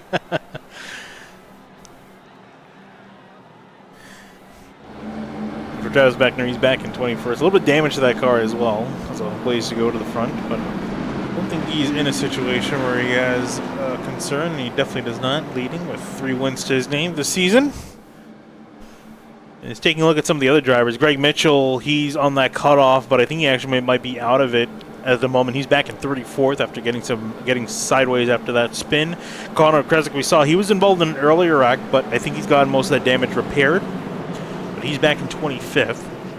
And Alex Bell. I think he's been running pretty well. He is currently sitting... Where is Alex Bell, actually? Oh, he's back in 26th. So, a lot of the guys from 10th, 11th, and 12th, they're towards the back of the pack. Then you got guys like Matthew Bell. Bell's running, I think, maybe a little bit on further back. Or, no, he's not. Where is Bell? 19th. Yeah, Matthew Bell's 19th. But, Matthew Bell's 19th. John Furness, he is somewhere in the field. He's 29th. A lot of guys are not doing that particularly great. David Weiser, he's up in 8th. Blaze McKinney, he is up near he's leading. Jeremy Miller, not here. Colin Farnborough, not here. Alex Weaver, I also don't think is here. Actually, apologies to Colin Farnborough. He is here. He's just running in 17th very quietly. Alex Weaver, I don't know if I have seen him. I don't think so. And then Justin Anasogak, all the way near the front in second. And those are the drivers in the top 20. And there's still a couple stragglers beyond that. They need to win in order to get themselves not only the top 20, but then also that locked in win to lock yourself in. So here we go. Restart going to get it. 4 laps to go.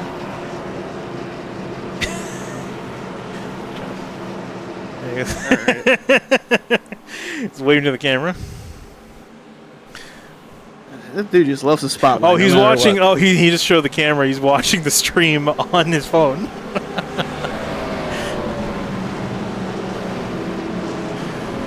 He's got to put it down and get into the action here.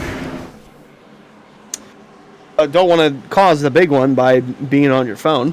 Yeah, I don't think that'll fare well with the admins. No, not one bit.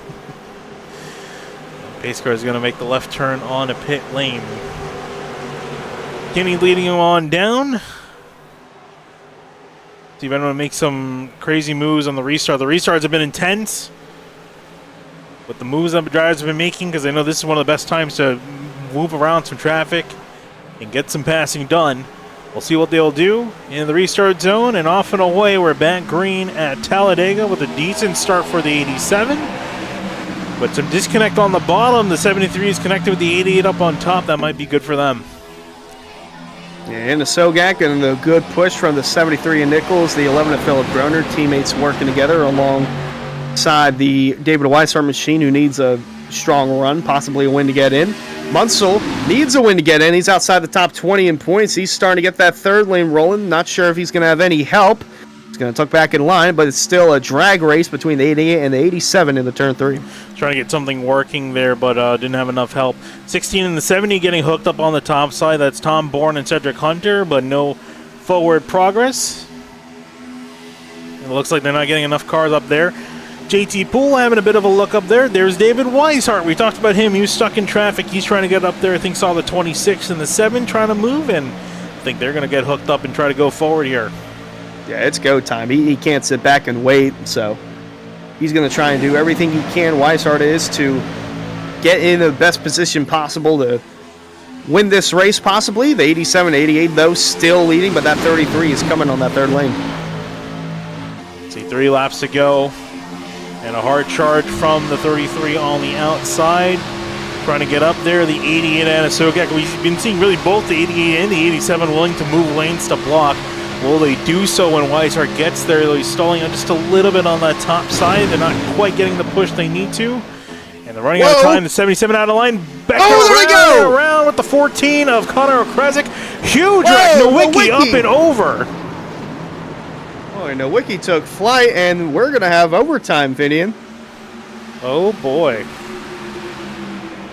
Could mention it could happen anywhere, and it happened right in the middle of the pack where Travis Beckner was caught in the middle of that, and Ryan Nowicki took flight.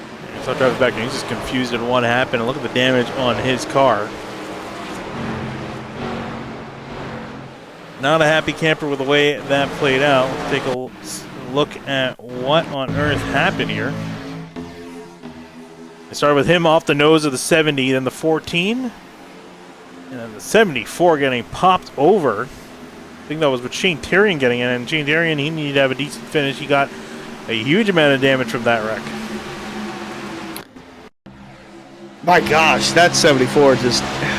I'm not sure how that even took place, if he mantled onto someone or not, but... Oh, wow. Oof. Oh, wow. And then, who is that? Was that Spencer Brown? They got T-boned by Tom Bourne. A purple car got T-boned by Tom Bourne. Had a big hit as well. Already on board with 74, Ryan Nowicki, see what he saw. Beckner getting the 16, around they go. Thought he saw a gap, and that closed up immediately. Oh, man.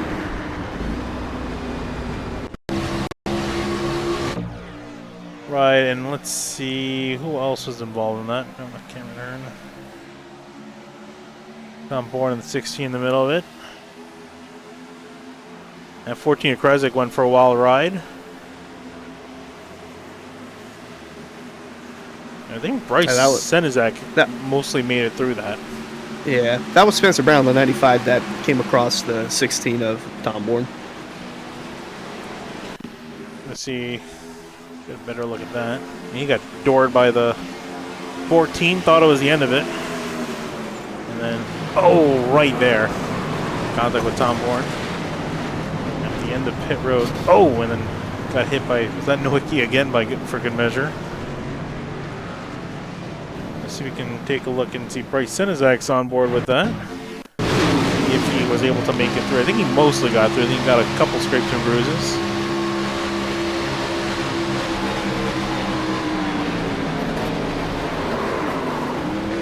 Honestly, not that bad considering what could have been.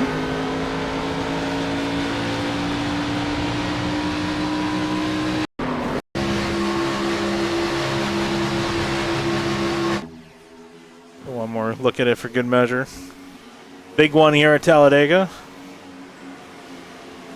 15 of Alex Bell almost getting airborne in that as well.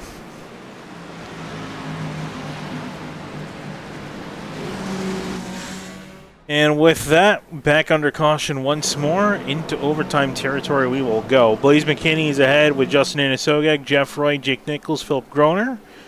Then Bronson Stafford, Grant Munsell, Weiser, and Payne, your top 10. And trying to take a look and see how that affected our picture. As far as players are concerned, Alex Bell was involved in that. He's got some heavy damage, I would think. Was Shane Tyrion involved as well? He was involved as well, but he's got a buffer, so I think as long as he can get that car in a repairable state and get out there, if he finishes in the top 30, I think he should be good. We'll have to see really the way it all racks up at the end. Greg Mitchell, he went for a spin. I think damage-wise, he's relatively okay. Connor Kresick, he got probably one of the worst ends of that. He is running out. He's coming out of pit road now. 29th. Car's not looking too hot, but it's running. I think, let's see, everyone else, for the most part, David Weiser was ahead of that. McKinney was ahead of that. Bambro, I'm pretty sure, was ahead of that. Quite a few drivers near the back ended up getting out of that. Drivers near the front were involved. So it is going to make things a little interesting. Here's Connor Kresick, looking at him getting back on the racetrack. You see damage to the rear of that car. Shane Terrian is actually ahead of there. He's actually gotten that car pretty fixed up. Then Greg Mitchell up ahead, trying to catch the field. Trying to go around to catch back up to the field as they're working their way through 1 and 2. Oh boy. Oh boy, indeed. Time so to roll the now dice. you think this is the last caution? It might be. This might be our only attempt at a green-white checker or overtime finish, but I believe that happened Monday as well, where we only had one overtime. Actually, that was the unofficial green-white checker attempt, but I do think this is the only time we have an overtime finish, unless they come through the trial and just start wrecking. Well, we'll see. All we have to do is make it one time around, and then we will race it out to the checkered. And we've seen quite a few times where we make it to the checkered, and it ends up being very entertaining, especially like what we saw on Monday. Even Tuesday's finish is pretty entertaining. So a truck go flying in the air across the start-finish line. We'll see what these drivers have in store for us tonight here at Talladega. There's Beckner working around his semi-destroyed race car. Cedric Hunter as well. Quite a few stragglers near the back of the field. It's still a solid 25 or so cars in contention. We'll see. 2 laps to go. Attempt number 1 at a green-white checkered. And we'll find out. Will it be McKinney? Will it be Anasogak? Will it be Wright, Nichols, or Groner? It could be someone else entirely. We see the super speedway finishes end up being usually entertaining in some way, shape, or form. We'll see if there's anything different here at Talladega. 2 laps to go. McKinney on down. Off and away he will go. A great start for the drivers on that inside lane. Can they keep it up as they cross the start-finish line? And McKinney's going to go up to block, and looked like Muscle was trying to get a third lane going. McKinney will go down to the bottom now, but Anasogak needs this win to get into the playoffs. His season's on the line here. Season's on the line. A lot is on the line for him and a bunch of other drivers inside the top 10 and 15. See who's going to peel out first to make an outside lane work. Through the middle they will go. There's Garrett Grant trying to shove his car through the middle. Slaughter's around. Spinning to the inside. I don't think a caution will come out. His car is destroyed and the inside will remain green. Still door-to-door for the lead. McKinney on the inside, Anasogak on the outside. It's a drag race between the 2 lanes. Philip Groner is trying to get that third lane rolling, but they're closing in on the start-finish line. The white flag's waving. Will they make it back?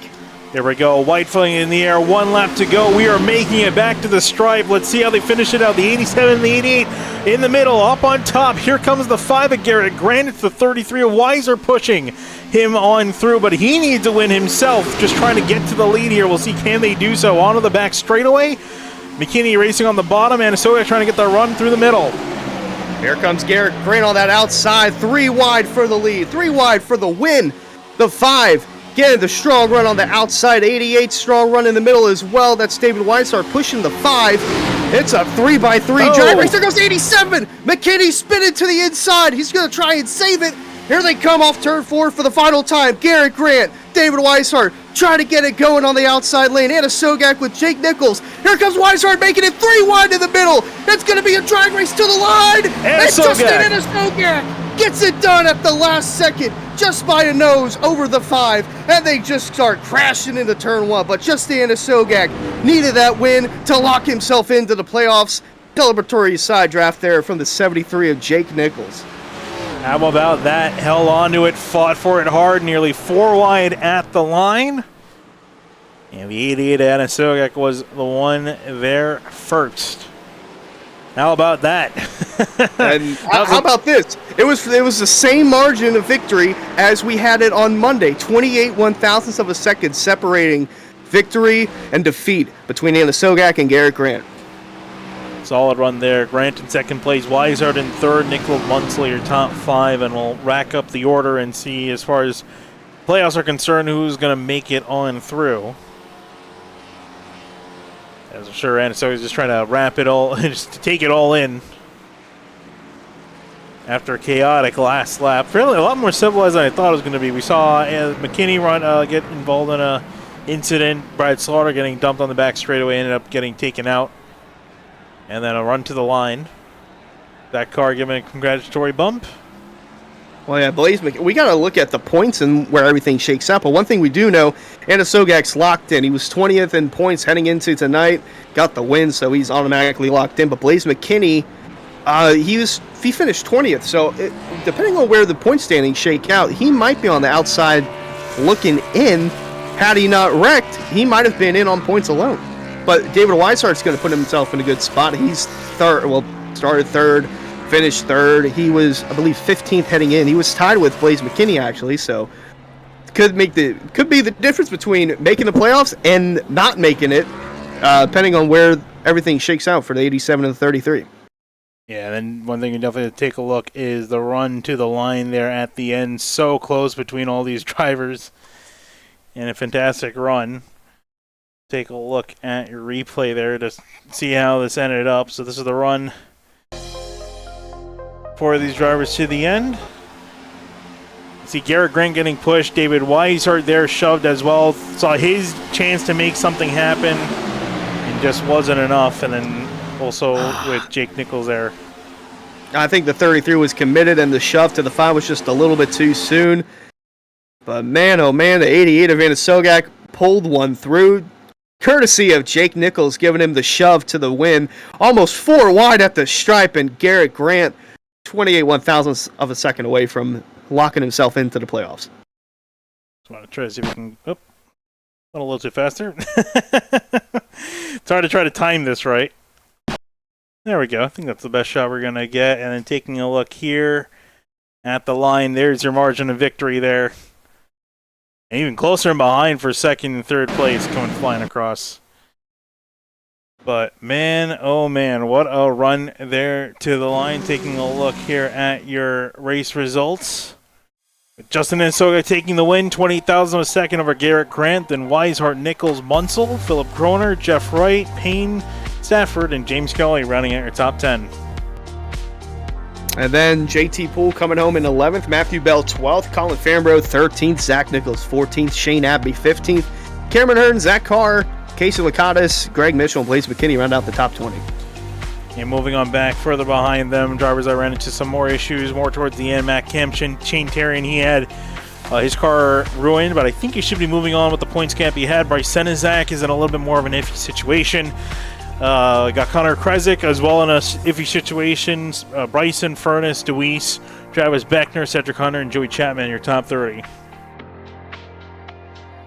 And then outside the top 30, you got Alex Bell, Brad Slaughter, Spencer Brown, Ed Robertson, Tom Bourne, Ryan Nowicki, Rafe Slate, and Brody Falliker rounding out the top 20. And it looks like unofficially the last driver to make it in on points in the playoffs is Greg Mitchell by just 7 points over David Weishart. So even though David Weishart gained 3 spots, it wasn't enough. Had he won, though, would have been locked in, and Blaze McKinney is on the downside of that. He's out. But I think if McKinney would have finished 3rd rather than 20th, would have been a little bit closer. But the biggest loser from all this is Alex Bell. He dropped 6 spots, and he's missed the playoffs, so he's on the outside looking in for the rest of the season. Let's actually talk with David Weiser here. We got David Weiser in the booth. David, unfortunately, here to be the very bad news, unfortunately getting word that you've just missed out on getting the playoffs here. We saw you fought really hard for it. You saw you die for that gap. You saw a hole to go for. Unfortunately, we're in the first one to make it to the line. Walk us through the finish from your perspective. Yeah, I was, I knew I was racing. I think it was Blaze, and I seen him up there leading, so I knew it was going to be tough starting on the bottom, like 5th row, and me and Garrett were trying to work up a plan to get the 2609 cars separated, and hey, we got them separated, and we were just we were hoping that I could get clear, and we did. We moved up, and from the time out of 2 on the last lap into the tri-oval, we didn't come separated, and we had a really good run on the exit, and I gave Garrett a little bit of a bump going into the tri-oval, and it washed him up, and I was pretty committed to helping him, and then once I seen an opening, I knew it was going to be close on points, and I had to take the gap. And we've raced Justin for a long time, so we all raced pretty clean there. A little trading paint there coming to the finish. We're coming to a win, so that was the most fun I had during the whole race there at the end, because the first half with the fuel saving bullcrap, it's terrible. It's not fun. So I don't know what we got to do with this race. It was the same way last season, so I don't know if we need to add laps, take laps away, or what. But yeah, the finish of that race was a lot of fun.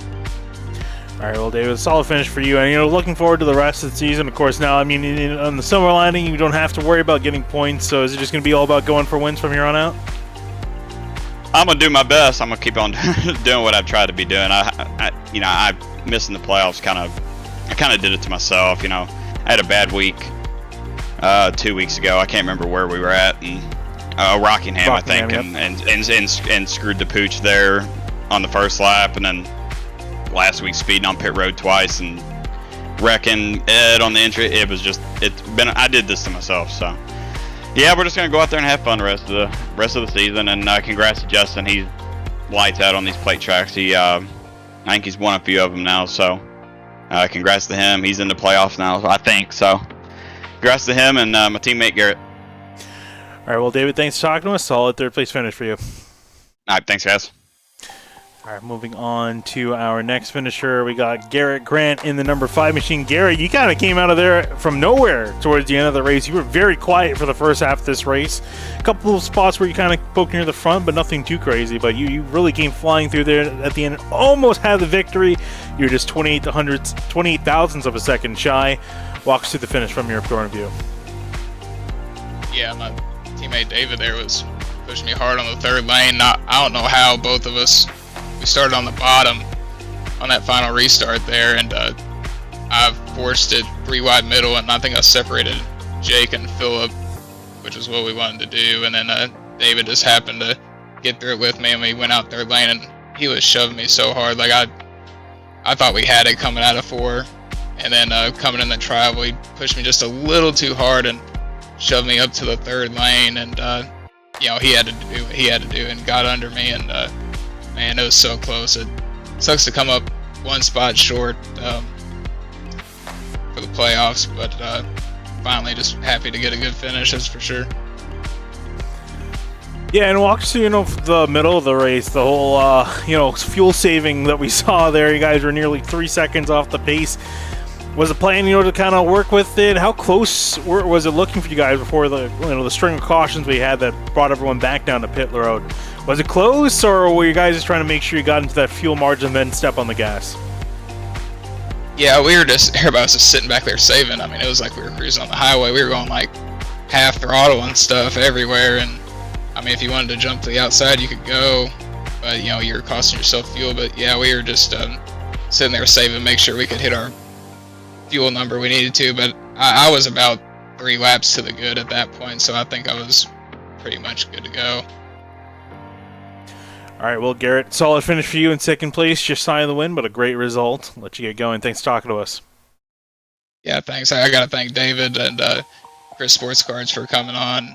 and Dwayne Dunn, crew chief, spotter, everything. He's helped me out a lot this season, and he believed in me when I didn't believe in myself. So I can't thank him enough. All right, Garrett, let's go. Thanks for talking to us. Yeah, thank you guys.